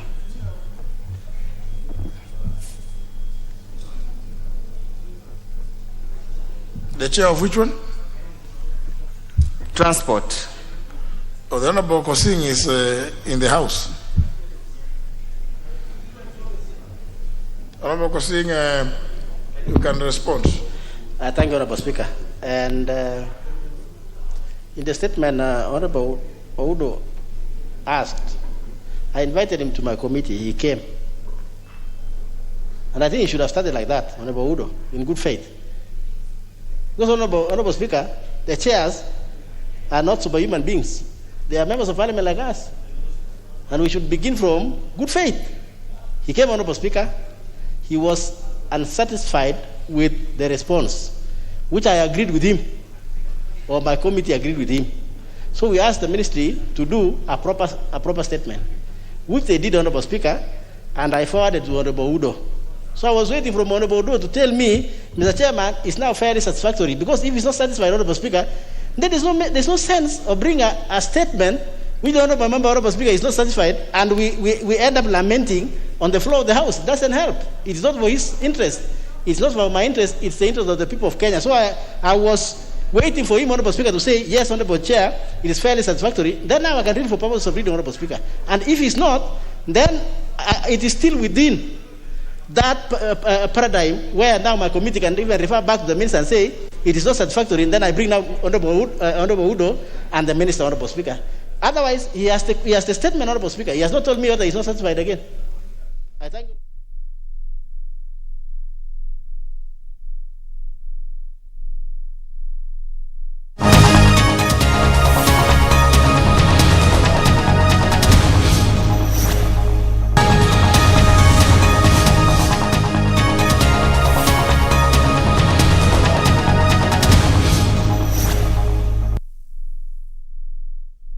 Somebody for your own benefit and gains, Madam Speaker. Madam Speaker, I think we need to pass a law whereby sports trainers should not be socially involved with the athletes, Madam Speaker. Because first of all, they have a responsibility over this person. Now this person has breached the responsibility for the relationship somebody you're involved with, has breached the responsibility of being in charge of that in terms of training and other things. And Madam Speaker, what kind of a human being is this? Even if all those things don't matter to him, where is that sense of patriotism as a Kenyan to ensure that our athletes are preserved, Madam Speaker? It pains me very much, Madam Speaker, that a man just decides to kill a lady because of whatever she has, the earnings that she got, Madam Speaker. Where do ladies get, a reprieve? When you have property, people kill you. When you don't have, you're disturbing them, they kill you. How are you supposed to survive all this, Madam Speaker? Madam Speaker, it is my considered opinion that this man should be punished more severely than the ordinary criminal.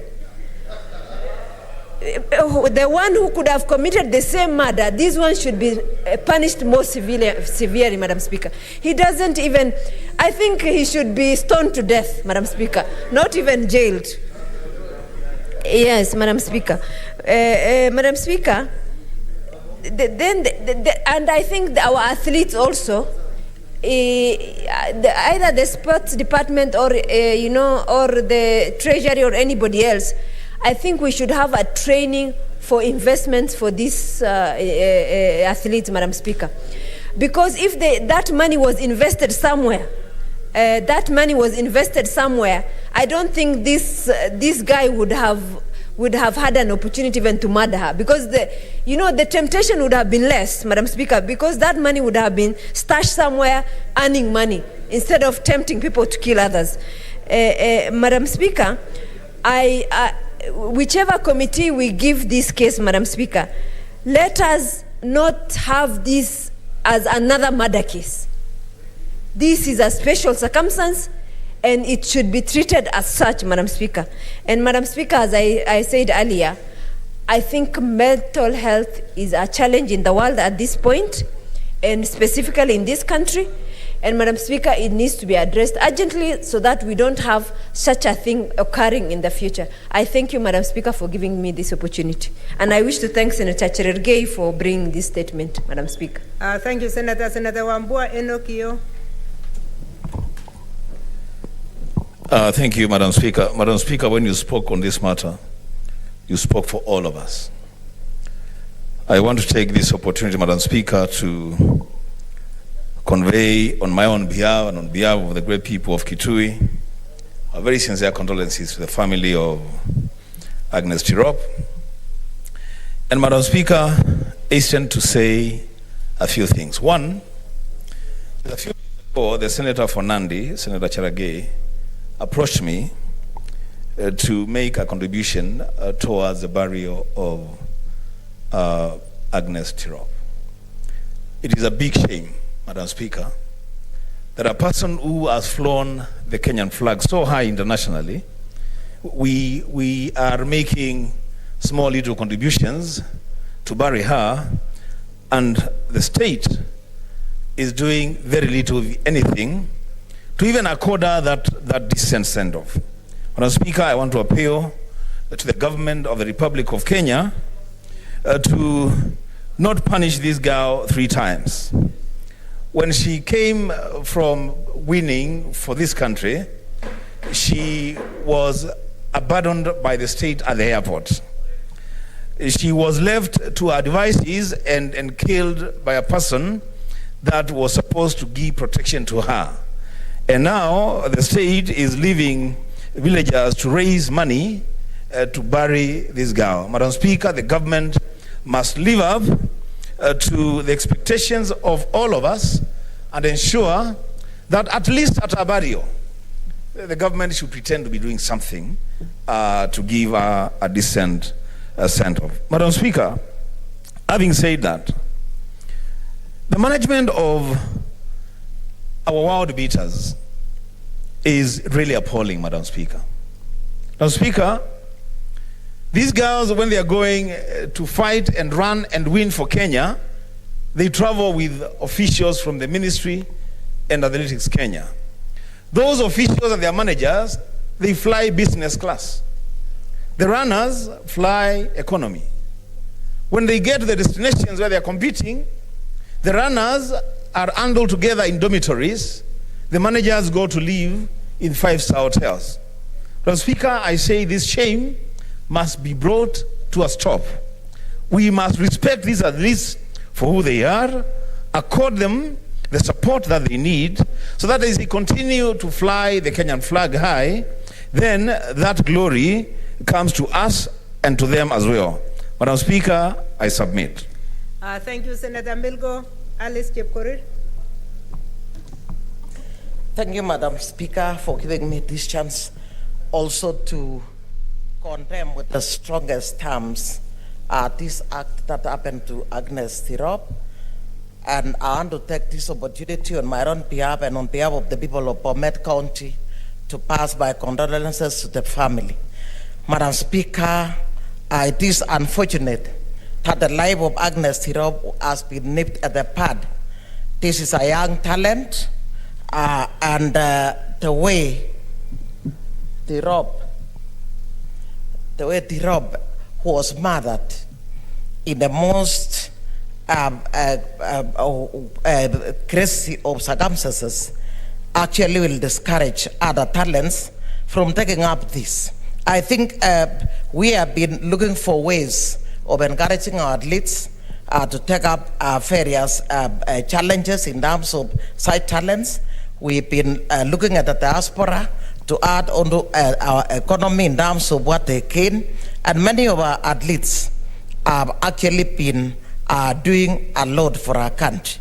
It is quite unfortunate, as my colleagues have said, that we hardly even recognize what they do, despite the fact that when they fly our country's flag, and even sometimes when they are even on the track, we just feel we are quite excited when they end up becoming number one, Madam Speaker, or when they break records. But upon breaking those records, we ignore them. We do not know where they are going to stay. Sometimes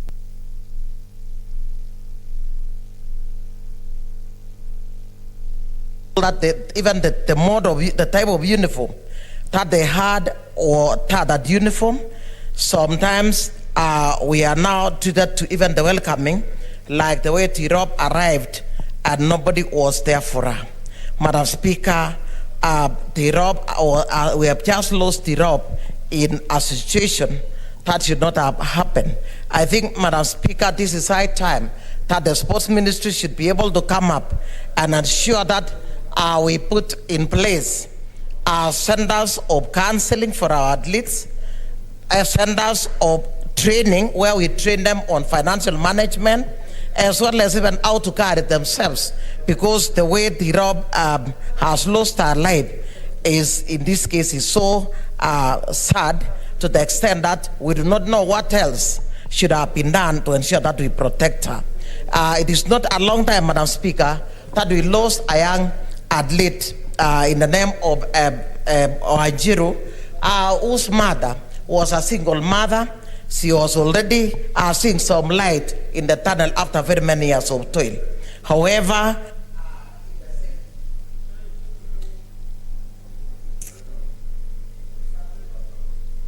sorry, Senator is done. Senator Nyamunga Rose Ogendo.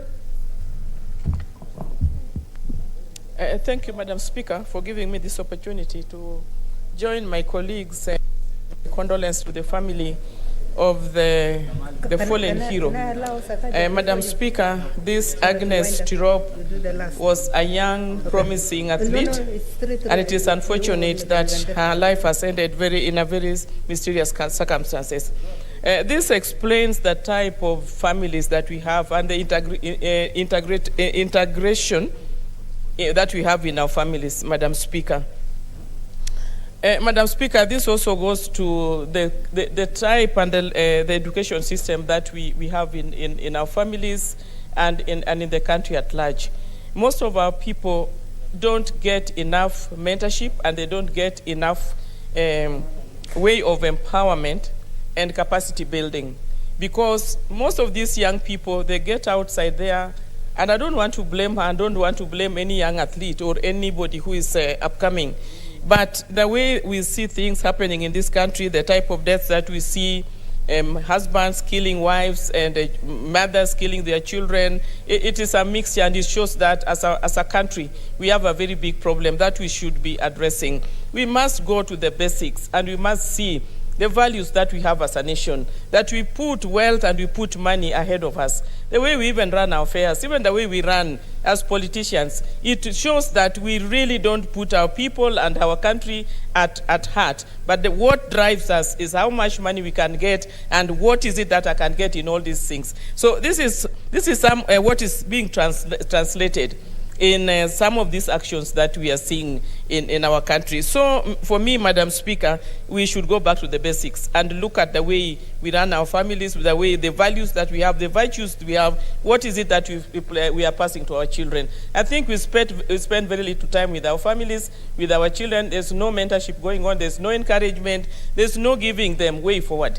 Because that amount of money that these people and there should be a system. We should put a system. And we should not be a country that is always chasing after the wind, that once something happens, that's when we start the blame game. This is not a matter that we can blame a ministry, we cannot blame anybody, but we must put systems in place and find a way of moving forward. So I want to condole with the family of the late Tirop and ask that God will give them solace during this time of loss. Thank you, Madam Speaker. Thank you, Senator. Senator Cheruiyot, Aaron Kipkirui. Thank you, Madam Speaker. Madam Speaker, I want to join the rest of my colleagues in passing my message of condolence on behalf of the people of Kericho to Agnes Tirop and her family, her fans, her supporters across the globe, You know, many a times when we speak about our athletes, Madam Speaker, I hear us trying to localize them. In fact, Senator Wetangula was reminding Cherargei that don't make her Nandi. I also want to tell him, don't make her a Kenyan. These are global stars, my dear colleague Senator. In fact, a story is told that one time in the London 2012 Olympics, the then Minister for Sports, I don't remember who it was, had to travel actually to access the Olympic Village, had to be accredited as a PA to one of these athletes. It was Mheshimiwa Paul Otuoma. That's how well celebrated these athletes of ours are globally. Yet locally, we don't think much about them. Madam Speaker, what happened to Agnes is really unfortunate. It's sad. It's tragic. Such a young life cut short in a manner that is so brutal and leaves one with so many questions, wondering what really goes into the mind of many of these people who commit these atrocious acts on fellow human beings, be it out of maybe jealousy or greed, whatever reason that drives such people, Madam Speaker. And it's terribly unfortunate.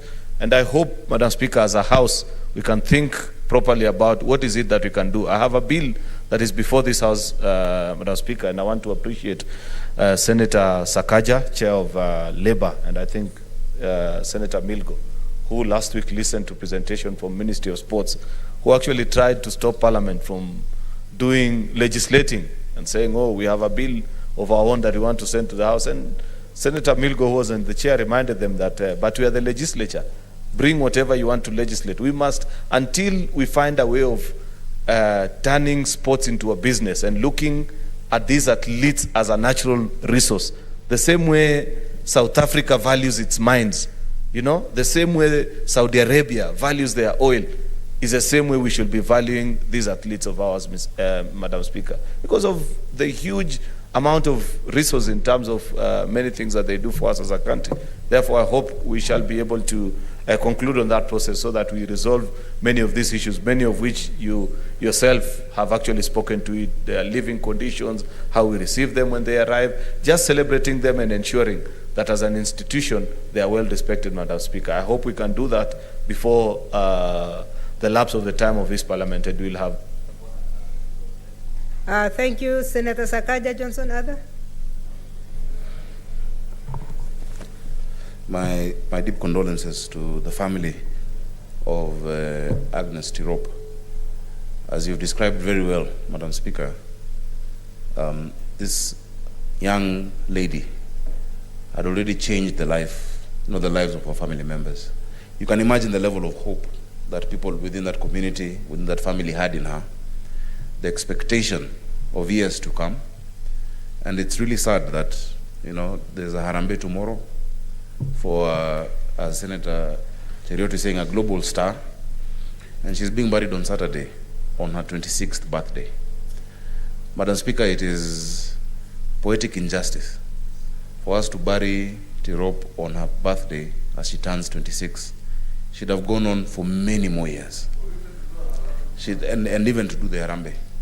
In fact, as chair of the committee, immediately after this, Madam Speaker, I want to commit to Senator Cherargei and to the House that I will immediately call the CS of Sports and make a not an appeal. I will want to know what exactly they're doing to cover all the costs that come, you know, with respect to this funeral. Madam Speaker, we have a sports fund where 90% is being used for UHC. Yet we cannot take care, yes, UHC. Yet we cannot take care of these sports people. I really love what Senator Cheriot has said. This country does not have oil. What they found in Turkana is, I don't know what's happening there. We don't have gold. We don't have a lot of mineral resources. Our greatest resource is above the ground. It's our people. This is one country where our people excel in all fields, whether it is human resource going to the Middle East or wherever it is they're going to. Kenyans, wherever they are, make our country proud. These are our biggest ambassadors. There are people out there who've never heard of President Kenyatta, but they know Tirop. When I went to Boston, they asked me, when are you coming for the Boston Marathon? I said, Boston Marathon. They said, we don't call it that anymore. We call it Chase the Kenyans. Because that's what the world knows it's about, chasing, trying to be number 2. Let us do more, and as chair of labor and sports, social welfare, I'll bring just certain things that we're doing to look at the welfare. On the investigation, I can't comment because it's a murder. It must be looked at as a murder, and we expect the DCI not to be appealed to by the Senate to do his work. Let them do their work. But let us see how we take care of this great resource that we have, which is our people. Thank you, Madam Speaker. Thank you. Senator Wambua, you have a...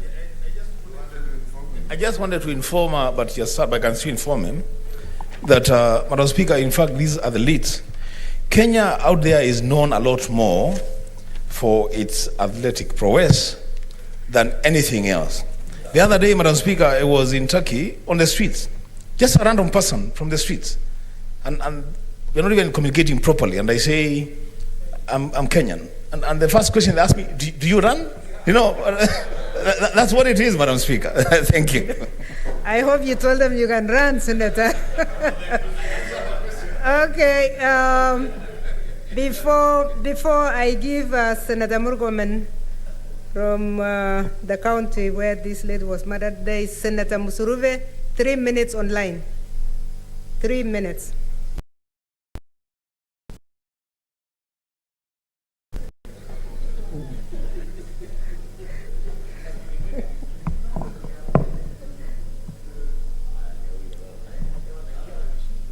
Look at me.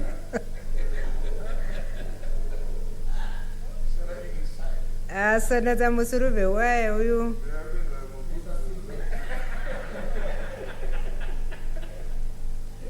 Senator Musuruve, are you hearing us?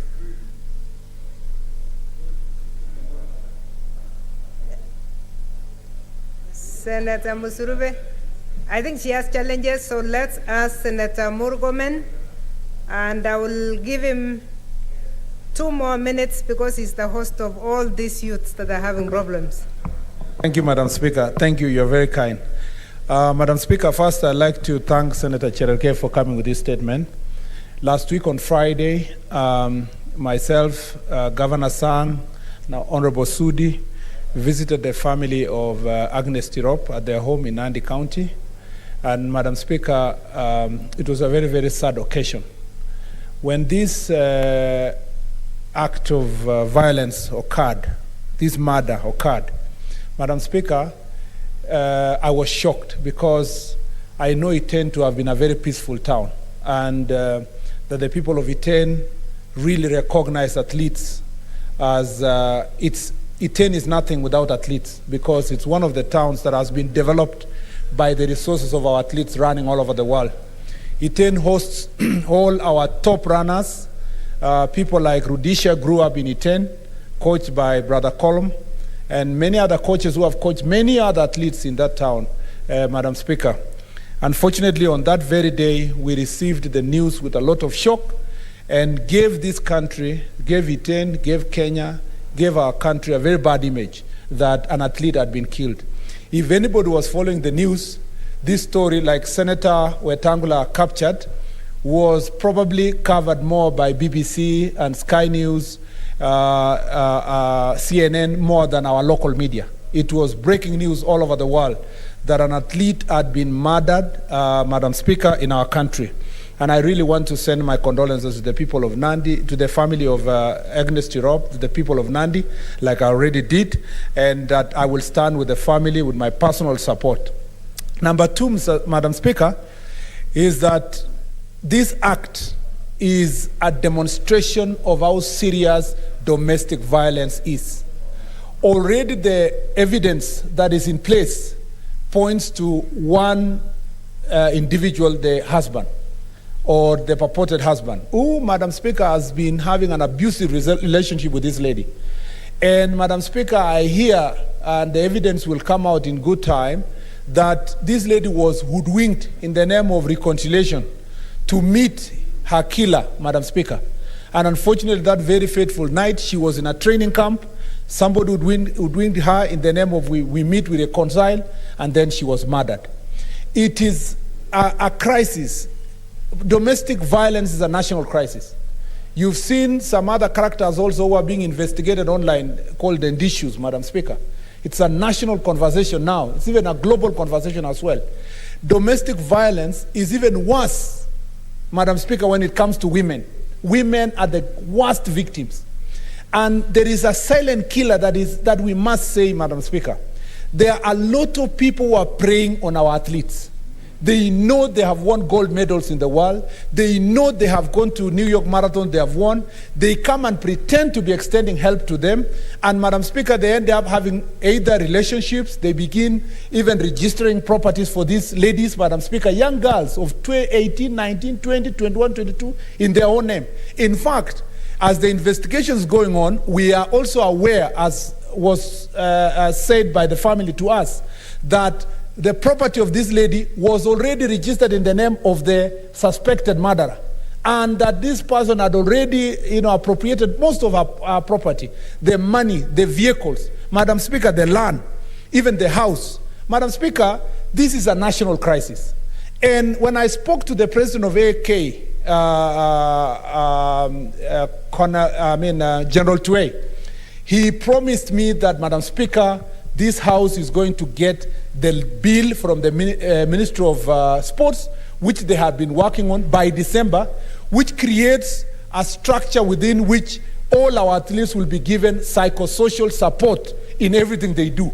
Because these are very young people. They are handling money for the first time. They have worked so hard, but these resources they have, they may not have the capacity to be able to manage. If you go to Iten, Madam Speaker, and Nandi and Wasingishu, most parts of, and some parts of Trans Nzoia and West Pokot where athletes live, you will find so many past former athletes who are world champions, Madam Speaker, living in abject poverty because people took advantage of them. They, unfortunately, the disease of alcoholism has taken over their lives. Unfortunately, Madam Speaker, some of them have become victims of Shylocks. I know an athlete who is still an active athlete who almost lost his house last week because of Shylocks.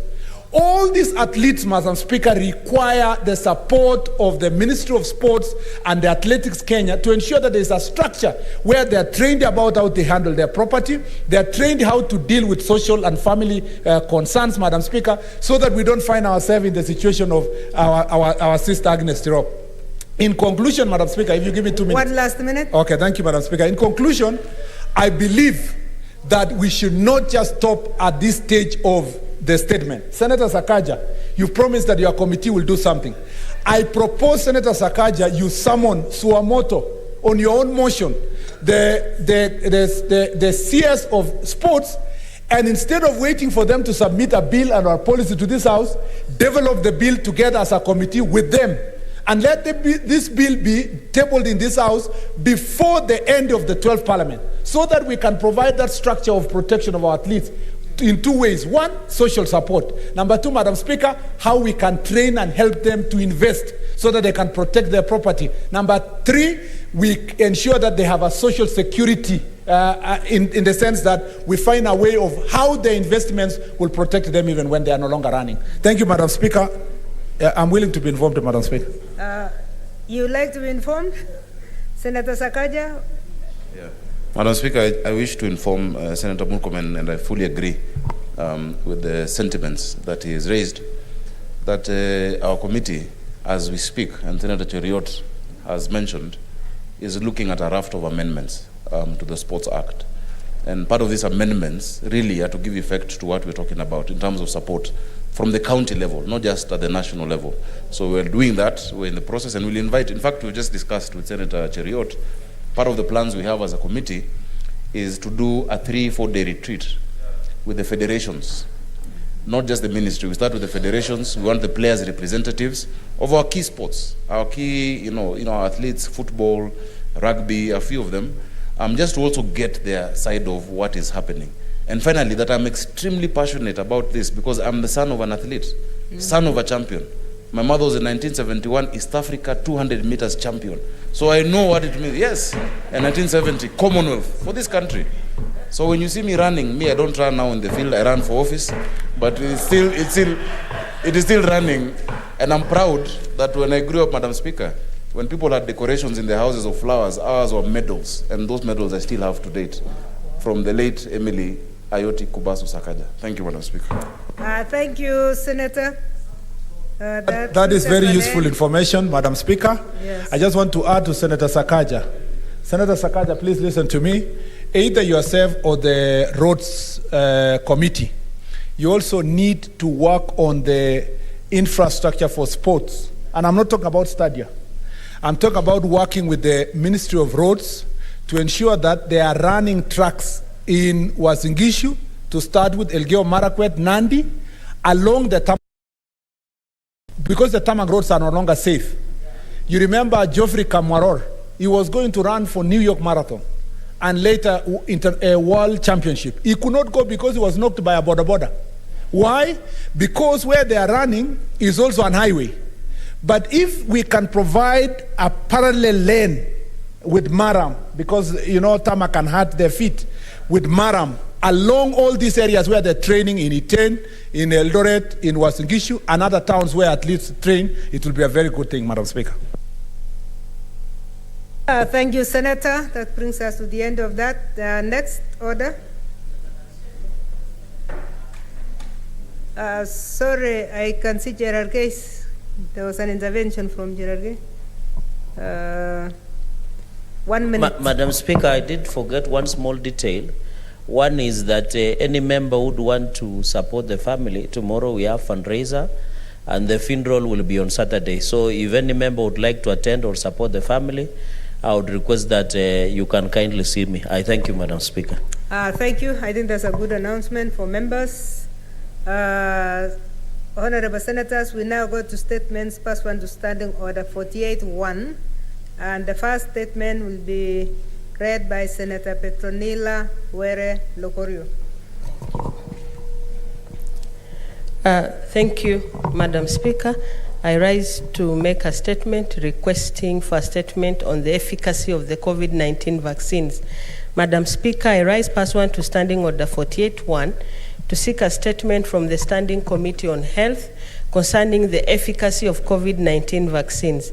In the statement, the committee should, 1, clarify on the efficacy period of each of the COVID-19 vaccine brands being administered in the country. Secondly, the committee should indicate whether the government will provide the vaccines free of charge post the efficacy period. Thirdly, the committee should provide the statistics on the number of fatalities from side effects with respect to each of the vaccines. And finally, that the committee should outline the long-term plans, if any, to provide vaccines to Kenyans. Thank you, Madam Speaker. Thank you, Senator. The second statement is from Senator Judith Pareno, but being read by Senator Alice Milgo. Thank you, Madam Speaker. This statement is from Senator Judith Pareno. And this is a statement on the impact of the classification of parts of Kajiado County as arid and semi-arid land areas by the Teacher Service Commission.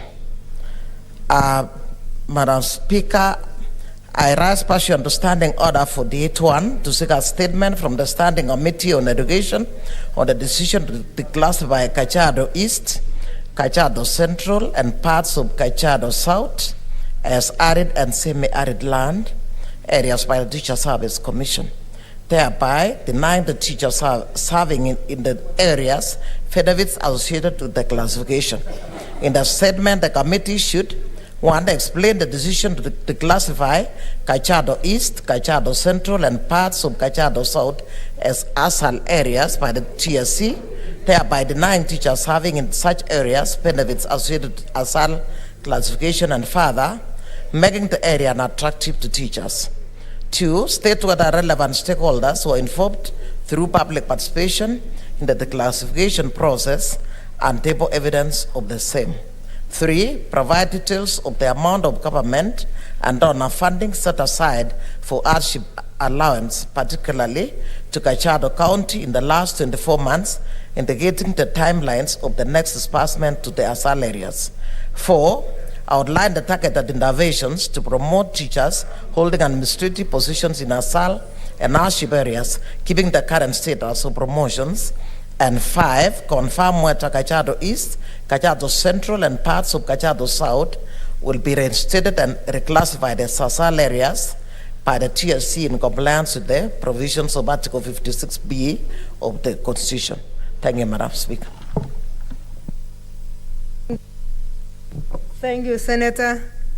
Next order.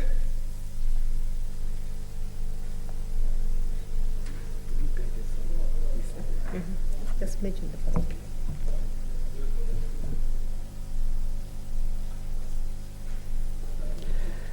Order number 8, the Disaster Risk Management Bill, Senate Bills number 14 of 2021, second reading, division.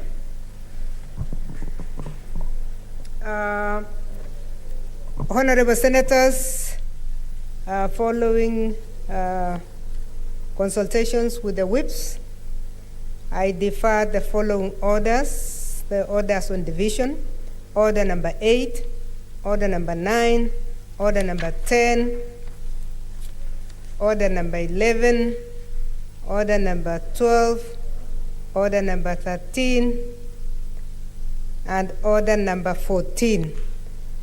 And request members, those online, those present in the House, that we'll do all divisions on Thursday before we go for recess. Please, Thursday, we are going to do the divisions, and we are appealing that everybody be either here or online so that we complete that before we start our recess. Next order. Order number 15, motion, adoption of the report of the Standing Committee on Finance and Budget on the status of Kenya's stock of public debt. Chairperson, Standing Committee on Finance and Budget.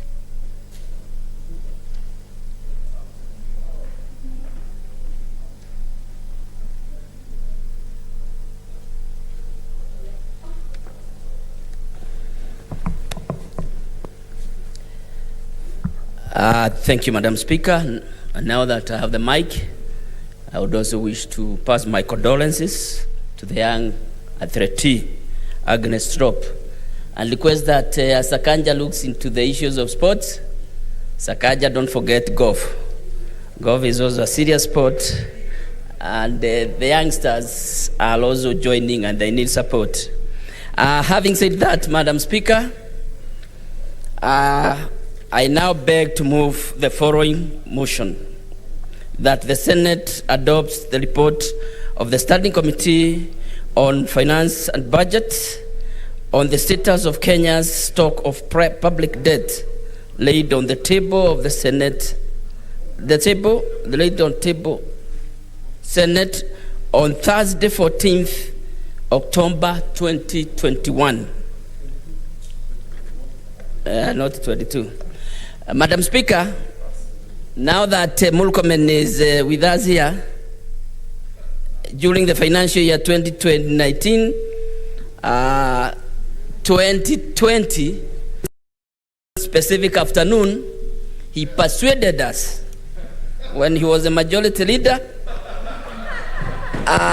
to review the public debt ceiling.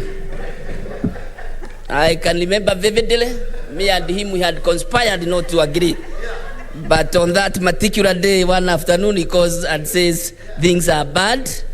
We have nothing, we cannot be able to avoid this. So, Mulkomen, these are the fruits of that very faithful afternoon.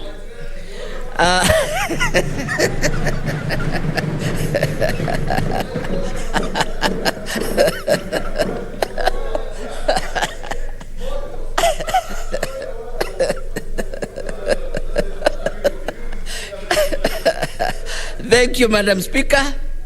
Madam Speaker, on a more serious note, as you may be aware, during the financial year 2019-2020, Parliament was involved in review of the public debt ceiling.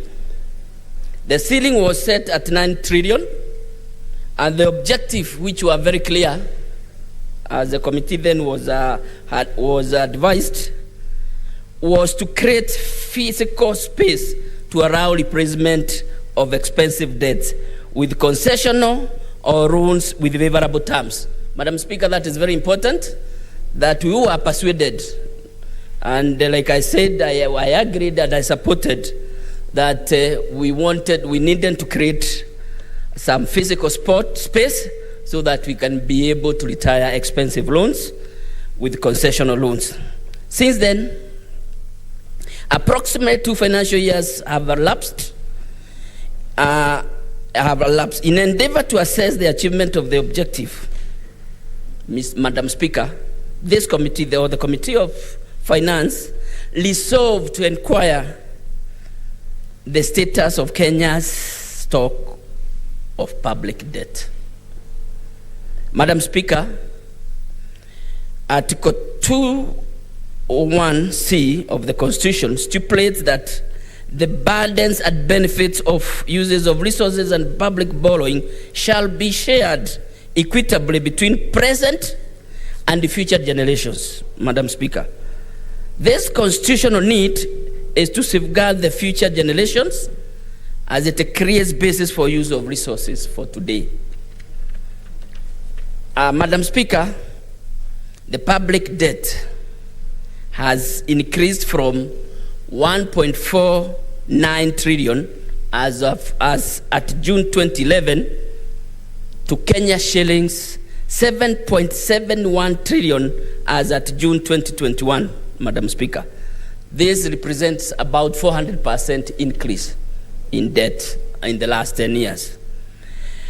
Madam Speaker, what has caused this increase mostly is a persistent fiscal deficit, or what one would call the financing gap. And in the year 2021-2022, it is estimated to amount to Kenya shillings 252.9 billion. That is the deficit. Madam Speaker, the deficit will have to be financed through borrowing, and the resultant total public debt will rise to a further new level of Kenya shillings 8.663 trillion. As the new level of total public debt is estimated to account for approximately 69% of the GDP, indicating that up to 69% of all the country's productivity will be utilized. Madam Speaker, it's very important to note this, that 69% of the country's productivity will be utilized in the repayment of public debt. Madam Speaker, that means if we continue with that trend, Madam Speaker, if we continue at this rate, total debts the debt will account for 96% of the Kenya shillings 9 trillion that had been approved. And like you'll see, I will be commenting later, it looks like we have already hit the 9 trillion. Debt ceiling set by the PFM Act. So we'll be left with about 4% that we can play with, all allowed 337 billion. And it is very clear, Madam Speaker, this will not be sufficient to finance next year's budget. That is the 2022-2023, Madam Speaker, because like we saw, the fiscal deficit is almost getting to 1 trillion. Madam Speaker, it is important to note that the National Treasury has already entered into commitment worth about 1.31 trillion. As such, the provided borrowing space is already locked into loans commitments. And that is what I meant when I said we may have exceeded this. Surprisingly, this therefore brings the total debt stock dispersed and undispersed to Kenya shillings 9.02 trillion. This is beyond the approved ceiling and leaves no space for new debt. So, as we do all the other issues, we may be declared not a good going concern, an ongoing concern as a country. The continued existence of this fiscal deficit, Madam Speaker, indicates a lack of fiscal commitment required to maintain the budget deficit on declining trends as provided in the fiscal consolidation path, whose parameters are set annually through the budget policy statement. The East African Community Convergence Criteria encourages member states to ensure that their deficit is below 3% of the GDP.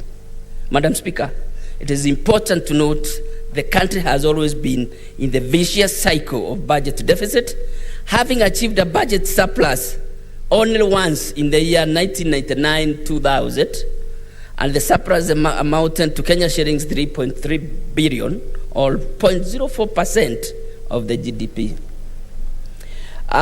Madam Speaker, the composition of the debt, like we were advised or we found out, is that we have both domestic and external debts, Madam Speaker. The domestic debt is worth about 3.69 trillion and accounts for 48% of the total debt stock. This is largely owned by commercial banks, which is about 49%. No wonder banks continue making huge profits, even when other businesses are complaining that they are going down because of the pandemic. But the banks are laughing all the way to the banks. While non-bank institutions like pension funds and insurance companies owns about 48%. Domestic debt is critical for cash flow management, maintaining depth of domestic financial markets, and for cushioning the economy against erratic external vulnerabilities. However, Madam Speaker, the higher percentage of domestic debts indicates, and this is very important, a high risk exposure of the domestic financial market should the debt servicing concerns arise. So we will be hard hit, especially in the financial market, if ever, for one reason or another, we start behaving like a country in South Africa, in the southern of Africa, or we get where Greece was. Madam Speaker, the external debt amounts to 4.015 trillion, accounting for 52% of total debt, and this comprises of bilateral debts at 28%, multilateral debts at 41%, commercial debts at 30%. I believe the commercial debts includes the famous or the infamous Eurobonds. The key creditors, who together amount to 77% of the external debts, are our Freds, Mutura Junior Freds, and other Freds, at a country called China at 19%. At the International Development Association, the World Bank Group, 27%, sovereign bonds holders and commercial banks, 30%. Madam Speaker, the accumulation of public debt has resulted in the increase in debt servicing expenditure. Given that they are the mandatory expenditures, or what one would call first charge to the consolidated fund. The implication of this, Madam Speaker, is that debt servicing expenditures negatively impact the fiscal space by, one, decreasing the resources available for other budgetary expenditures, and two, create general budgetary inflexibility that is capable of fiscal policy to respond. That inflexibility that is capacity of fiscal policy to respond to economic shocks. Madam Speaker, like the economic shocks we got when COVID came about. Madam Speaker, in the financial year 2021, or what is the current year, debt servicing expenditure will amount to Kenya shillings 1.17 trillion and will account for 66% of ordinary revenues, worth about Kenya shillings 1.77 trillion. As such, Madam Speaker, we only have less than 30% of revenue which will be available for financing other critical budgetary activities. Madam Speaker, at this level, expenditure on debt servicing have surpassed the expenditure meant for national government development. This is for debts is meant to is about 180%. Secondly, Madam Speaker, it has surpassed the transfers to county government by 285%.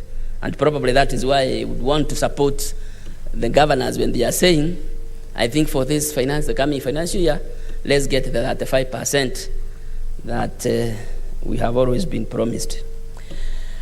Madam Speaker, during the engagement, the committee noted that there was a reversed adherence to the constitutional requirements of openness and accountability when it came to debt management.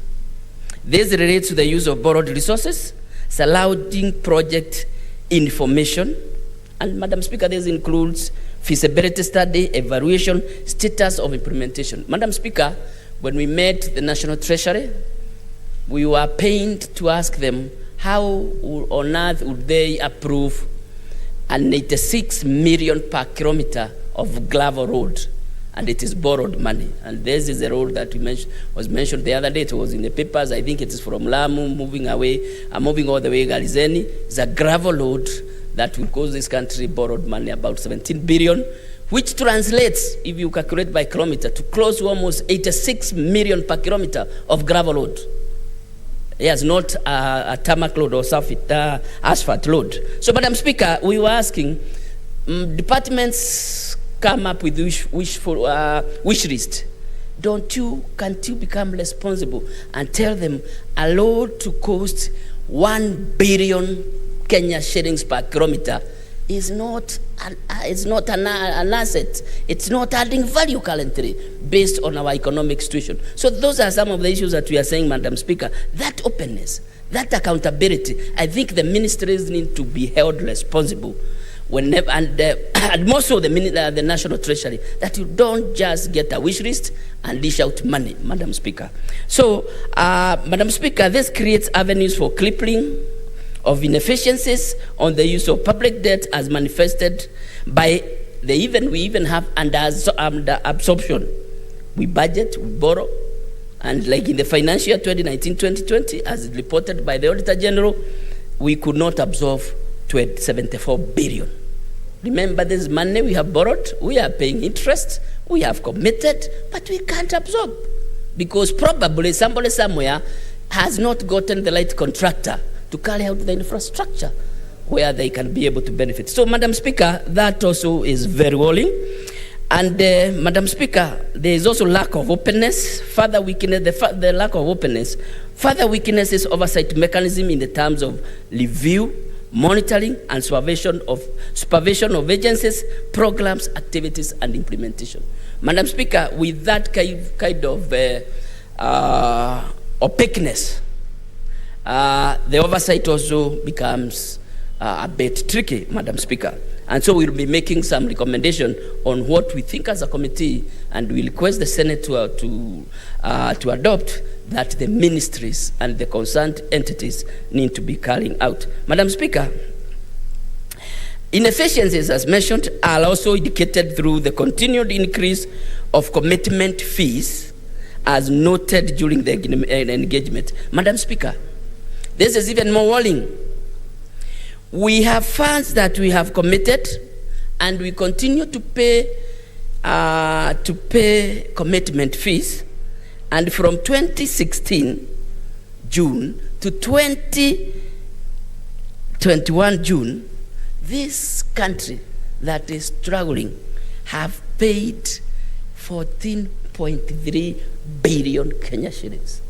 Commitment fees of monies that we are not utilizing. A real shame. And we say there is much to the people who were in front of us, that they should be held accountable for this kind of fraudulence, inefficiencies. This indicates a general wastage of public resources for meeting expenditures that are unavoidable. Madam Speaker, the committee noted there were no indications that there were measures being put in place to control these avoidable expenditures. We tried, we asked the stakeholders that we met, and also the National Treasury, but they could not convince us. They had nothing to table to prove that somebody is feeling the pain of paying 1.6 billion every other year on monies that we are not utilizing. And we have made some recommendations, Madam Speaker. Madam Speaker, concerns have been raised on sustainability for Kenya's debt stock. Presently, a number of key debt sustainability indicators have been breached, thus indicating vulnerability to physical shocks into the long term, Madam Speaker. Coupled with low economic growth rate, like we all know, it is because of other factors, Kenya's debt stock is currently classified by the International Monetary Fund, the IMF, as being at high risk of debt stress. That means we are at the tip. So anything can happen, and that will be disastrous. And this is information not by the committee, is information provided by the stakeholders that we met, including Central Bank Governor, Auditor General, Controller of Budget, Commissioner of Revenue Allocation, and the National Treasury, Madam Speaker. So it is not information that the committee is creating. Madam Speaker, the public debt benchmark, present value of debt to GDP ratio, as divided by IMF, is at 55%. The Kenya public debt is above that because it is at 62.4%, over almost 10% above the benchmark. Breaching of this threshold should be concerned for everyone, especially National Treasury, which is mandated to ensure adherence to sound fiscal policies. Madam Speaker, unfortunately, the gentleman or the people who are sitting in front of us, we may not be the CSs and we may not be a Treasury, but nobody convinced us that they can be able to handle the kind of crisis that we have. So I think it is high time the government, the national government and the leadership thinks and probably looks for experts to really come and save this situation. Madam Speaker, the other concern relates to contravention of Section 15.2c of the PFM Act 2012.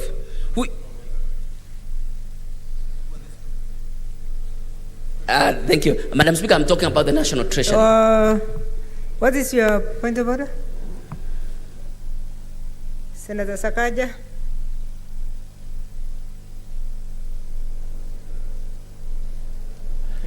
Madam Speaker, I was waiting for the chair to take his seat. Madam Speaker, I just wanted that clarification, whether the chair was in order to say these people in front of us, the people in front of him are Mutula, Senator Mutula and Senator Nyamunga. Who is he referring to when he makes that reference? The people who are in front of us. We want to understand who we need to really put to task over this report that we discuss. Thank you, Senator.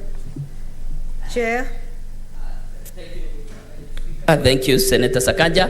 I meant the people who sat in front of us, and I inferred to the CS National Treasury. The backstops at the National Treasury, and the person who heads the National Treasury is the CS National Treasury. So the back stops with him. So, Madam Speaker, the other concern, as I mentioned, relates to the contravention of the Section 15.2c of the PFM Act 2012, which stipulates that borrowed funds shall only be used to finance development expenditure. In the financial year 2020-2021, the National Treasury, the Treasury I'm mentioning, the people I have mentioned here, utilized 61.5 billion of Kenya sharing 70.1 billion from sovereign board proceeds for payment of recurrent expenditure. Madam Speaker, that is contravention of the law. Somebody is culpable, and our recommendation is somebody must be held responsible. In fact, we were asking the Auditor General, who gave us that information, what is it that you want us to, as legislators, to recommend? And we are saying probably we may want to recommend that people who contravene such laws should be held responsible and accountable, Madam Speaker. And we ask ourselves whether they are capable of handling the offices that they are handling. Because, as you realize, we are in a very serious crisis. Madam Speaker, what are the recommendations? The committee, in order to control the increase of debt burden, the National Treasury, and we beseech the contributors, as you debate, you can improve on our recommendations. We are amenable, because we said within 6 months of the adoption of this report, the National Treasury shall submit to Parliament a legislative proposal setting out the appropriate fiscal consolidation measures required to reduce the public debt stock to sustainable level over the medium term. If they don't, of course, we will come up with methods of trying to enforcing it. Second, Madam Speaker, we recommended that the National Treasury should utilize non-debt financing options for public investment and submit a report to Parliament on a quarterly basis. Madam Speaker, that is why, because we also dealt with the public-private partnership bill, that is why one feels a bit constrained when we are not passing that public-private partnership bill, because it will alleviate some of these challenges that we are facing in borrowing. Because as much as we hate, we also must also be able to provide solution, because this is our country, and we must also be seen to be responsible. The other recommendation, Madam Speaker, we are saying the National Treasury should restructure the public debt stock by undertaking refinancing options by either retiring or replacing expensive debt with debt that have more favorable borrowing terms, such as concessional loans. Madam Speaker, this is what we had been promised, and we need to hold those who promised us into account, because we did it in good faith. Madam Speaker, we also want to address transparency, and we want the National Treasury to, within 6 months of the adoption of this report, to operationalize the IFMIS debt management module and grant access to the Central Bank of Kenya, Office of the Controller of Budget, and Office of the Auditor General for monitoring. Madam Speaker, like we will be bringing another report into this House, there is another animal called IFMIS, which is also being mismanaged by the same National Treasury. And we will also be tabling a report that will show that there are several modules that would have curtailed some of the issues that we have been seeing around, that they have not been able to operationalize, or reluctantly or deliberately have refused to operationalize. Madam Speaker, what we have also recommended is that the Treasury should submit to Parliament the debt register, publish the same on the quarterly basis in the Kenya Gazette and its website for scrutiny by the public. Madam Speaker, I was watching something, and I think I sent it even to our socio, where Aristotle, way back in BC, that 332 BC, was actually saying whatever is public must be made public. Yeah, I think there is something like that. So some of these things are not starting today. So when we say they do this, it is something that is of age, has come of age. Madam Speaker, another thing that we discovered while we are dealing with this is another very worrying situation in this country, where entities, and when I talk about entities, I'm talking about both the national government and the county governments, have with impunity taken suppliers' credit without honoring payment. And it is good that we pass the promote payment bills in this House. But even before the bill becomes law, Madam Speaker, we have a very serious problem when it comes to pending bills. And what we are saying is, even though pending bills does not form part of the debt stock, These are current liabilities owed to providers of goods and services. As such, the national and county treasuries should update the public expenditure recording system to ensure that the payment of pending bills is prioritized, Madam Speaker. And this will also improve investors' confidence. Madam Speaker, like Senator Nyamunga will tell you, there are very many people who are under stress. The bill we are talking about here about mental health and issues like that are also affecting business community because of pending bills. My county, Kirinyaga, as we stand, have a bill of 432 million pending bills. That is what is legitimate. There is what is called illegible. That is over 500-600. I'm happy today. I saw Governor Kiraito committing with the County Assembly of Meru that they have set aside 779 million Kenya shillings to settle the pending bills. Because if you don't do it, we are on a transition. Once these things go, I don't know where counties will get money to sort out these people. And as that, people's property will continue being auctioned, people will continue committing suicide, and kids that would have gone to school through the effort of their parents will continue dropping out of school. So we will, as a committee, Madam Speaker, in another report, will be bringing forward, we'll be making recommendations on measures on pending bills. Because before the elections, we must try to enforce most counties to pay pending bills, Madam Speaker.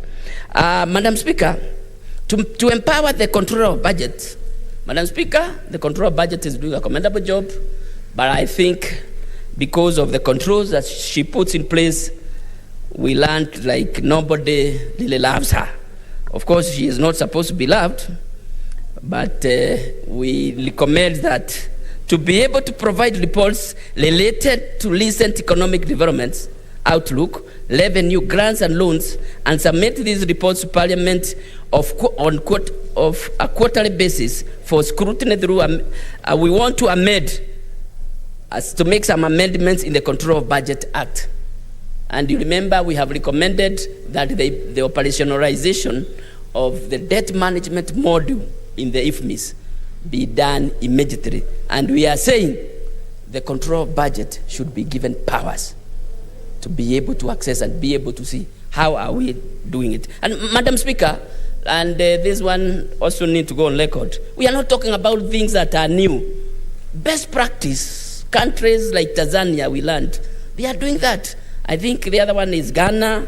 South Africa is struggling a bit, but this is possible, what we are recommending, Madam Speaker. Madam Speaker, we are also saying within 28 days of the adoption of this report, the National Treasury should provide a status report on the restructuring of public debt stock as indicated during the review of the debt ceiling in October 2019. Madam Speaker, they could not convince us what they have done. They kept on telling us they have plans to do so, but now we are compelling them that within 28 days, they must table a report to this House indicating how they went about carrying out the exercise that they promised, Madam Speaker.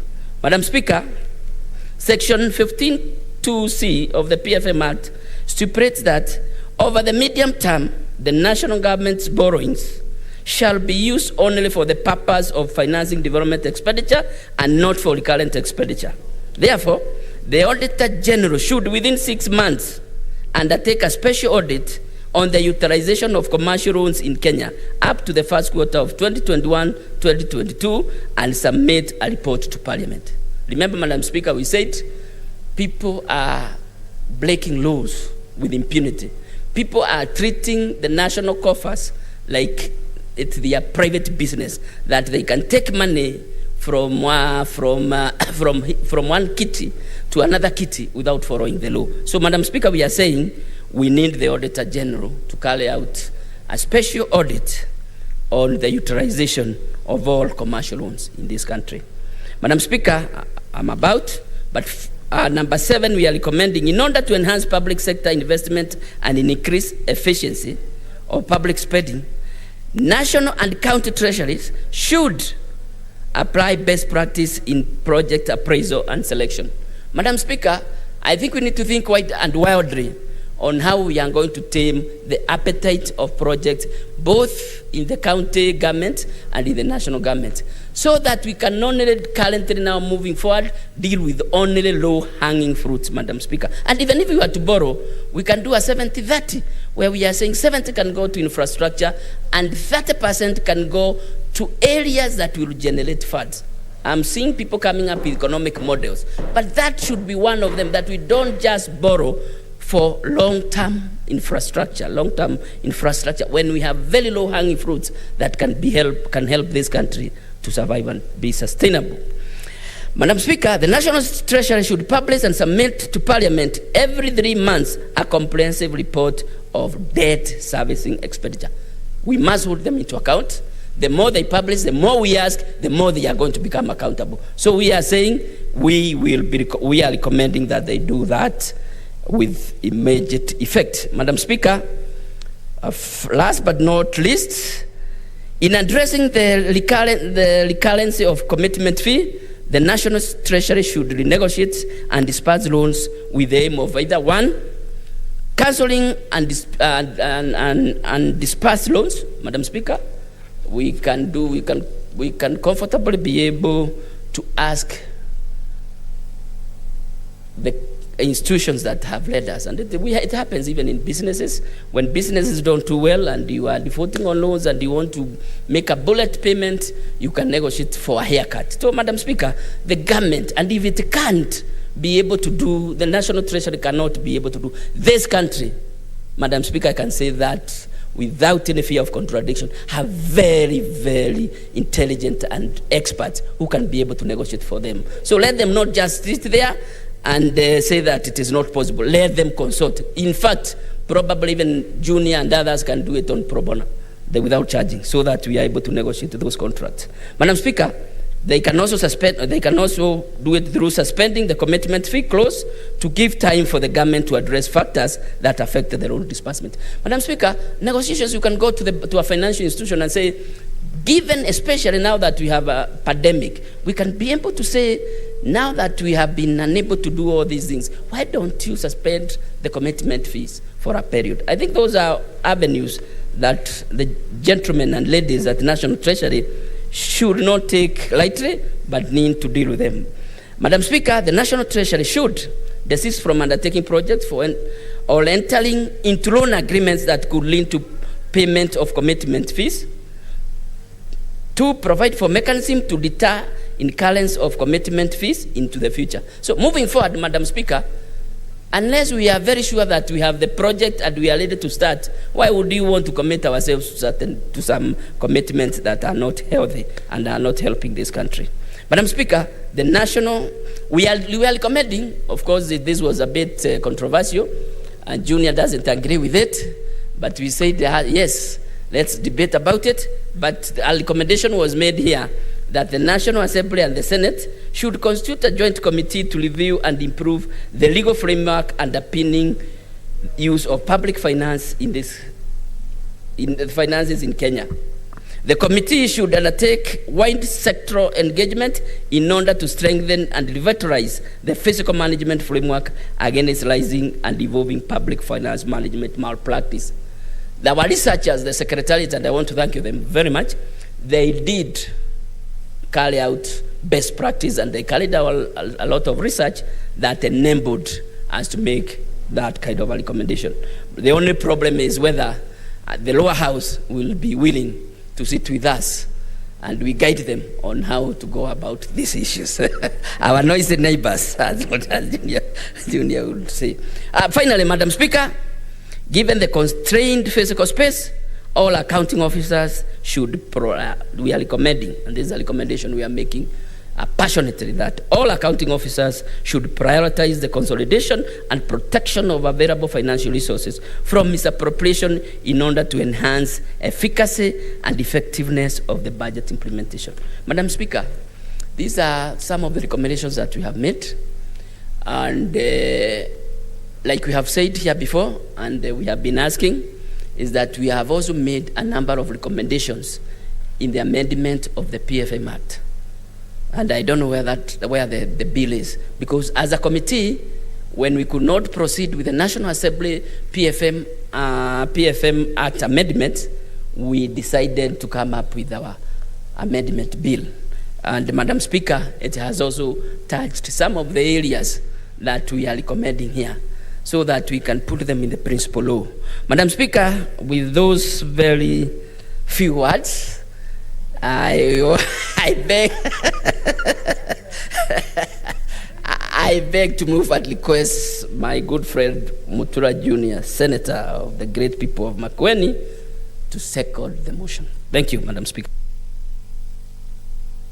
Thank you, Senator. Senator Mutula. Kilonzo Jr. Thank you. Thank you, Madam Speaker. I rise to second this motion on the report on the status of Kenya debt stocks currently.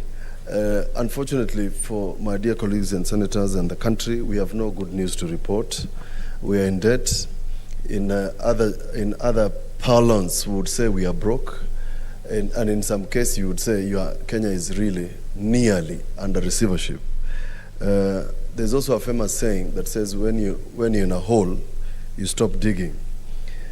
Madam Speaker, when I stood here to oppose the increase in debt ceiling, in fact, most people just heard the word I oppose. They didn't quite listen to what I was opposing. I was opposing the system where we have granted Treasury what appears to be a blank check to borrow indiscriminately.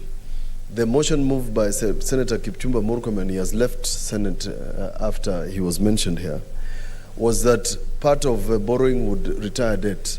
From the report we have here, and members are at liberty to look at the annexures to the report, Treasury has not actually begun discussing, Madam Speaker, the retirement of any expensive debt. None whatsoever has been discussed. It's a very serious issue, Madam Speaker. It's even more serious, Madam Speaker, when 64% of our collections are going to external lenders. I've said this before, and I must say it now that I'm on the floor, that our sovereignty as a country is at risk. Because if we cannot pay debt, the debtors, just like any Shylock, will come for a pound of flesh. So the question is, what will be the pound of flesh? I have insisted, Madam Speaker, that we should get disclosures of our public debts in terms of some of the loans that we have entered into. Treasury was good enough to give us, through the Committee of Finance and Roads also, the borrowing on SGR. The borrowing on SGR is extremely punitive. It's 13 years. 9 years have been exhausted. We have not completed paying, and there is no room, Madam Speaker, for complying with the payments within the loan period.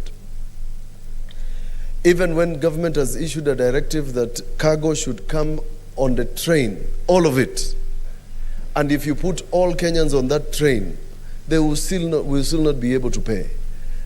The loan for Standard Gauge Railway 1, the Phase 2, and the ICD in Embakasi, I have said, and I can repeat it here, we will pay that debt through a national asset. We will not be able to pay that debt.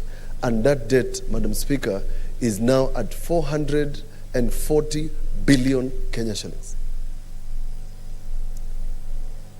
If anything is more serious, if there's anything more serious than that debt alone, I want to be told what it is. Because that debt will not even be paid by my great-grandchildren. That debt can only be paid if we surrender a piece of land. And I'm sure from my own research, there's somebody who is looking at our port in Mombasa, our airport or something.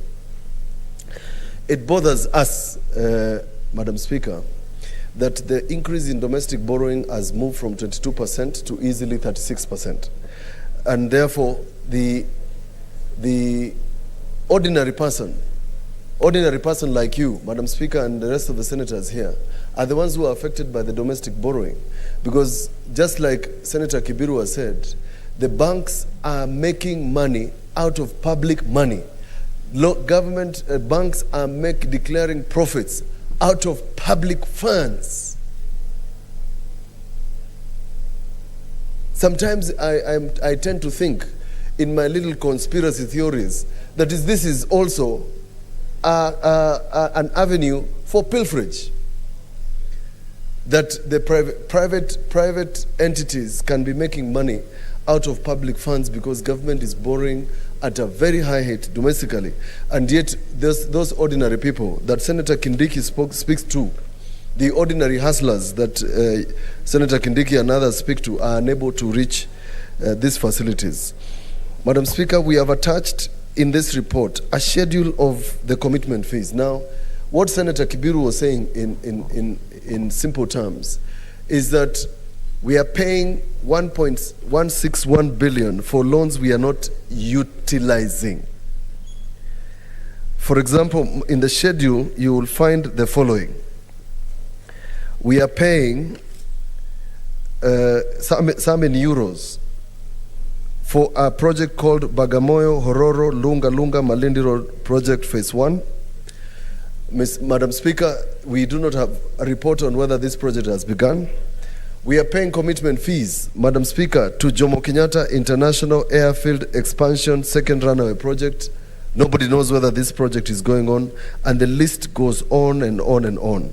Madam Speaker, we are also paying guaranteed loans to various institutions, including Kenya Airways, of more than 80 billion shillings. It's guaranteed. I'm wondering, Madam Speaker, why this is the case.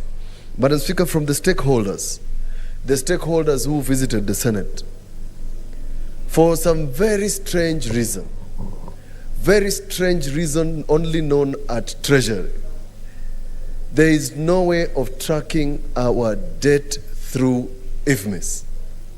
The Auditor General cannot track, the Controller of Budget cannot track, and in fact, there is a clause, a section under COB, which limits the Controller of Budget from checking how we are utilizing or we are borrowing our debts. Madam Speaker, we have proposed to amend those sections. I will only highlight a few more. On page 30 of this report, Madam Speaker, page 30, yes. Overleaf.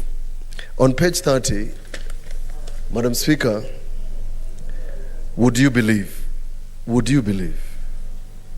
that there is an explained variance of 2 billion shillings between internal loans and short-term borrowing balance of 887.1 billion reflected in the summary statement of the public debt and recomputed closing balance of 885.14 trillion.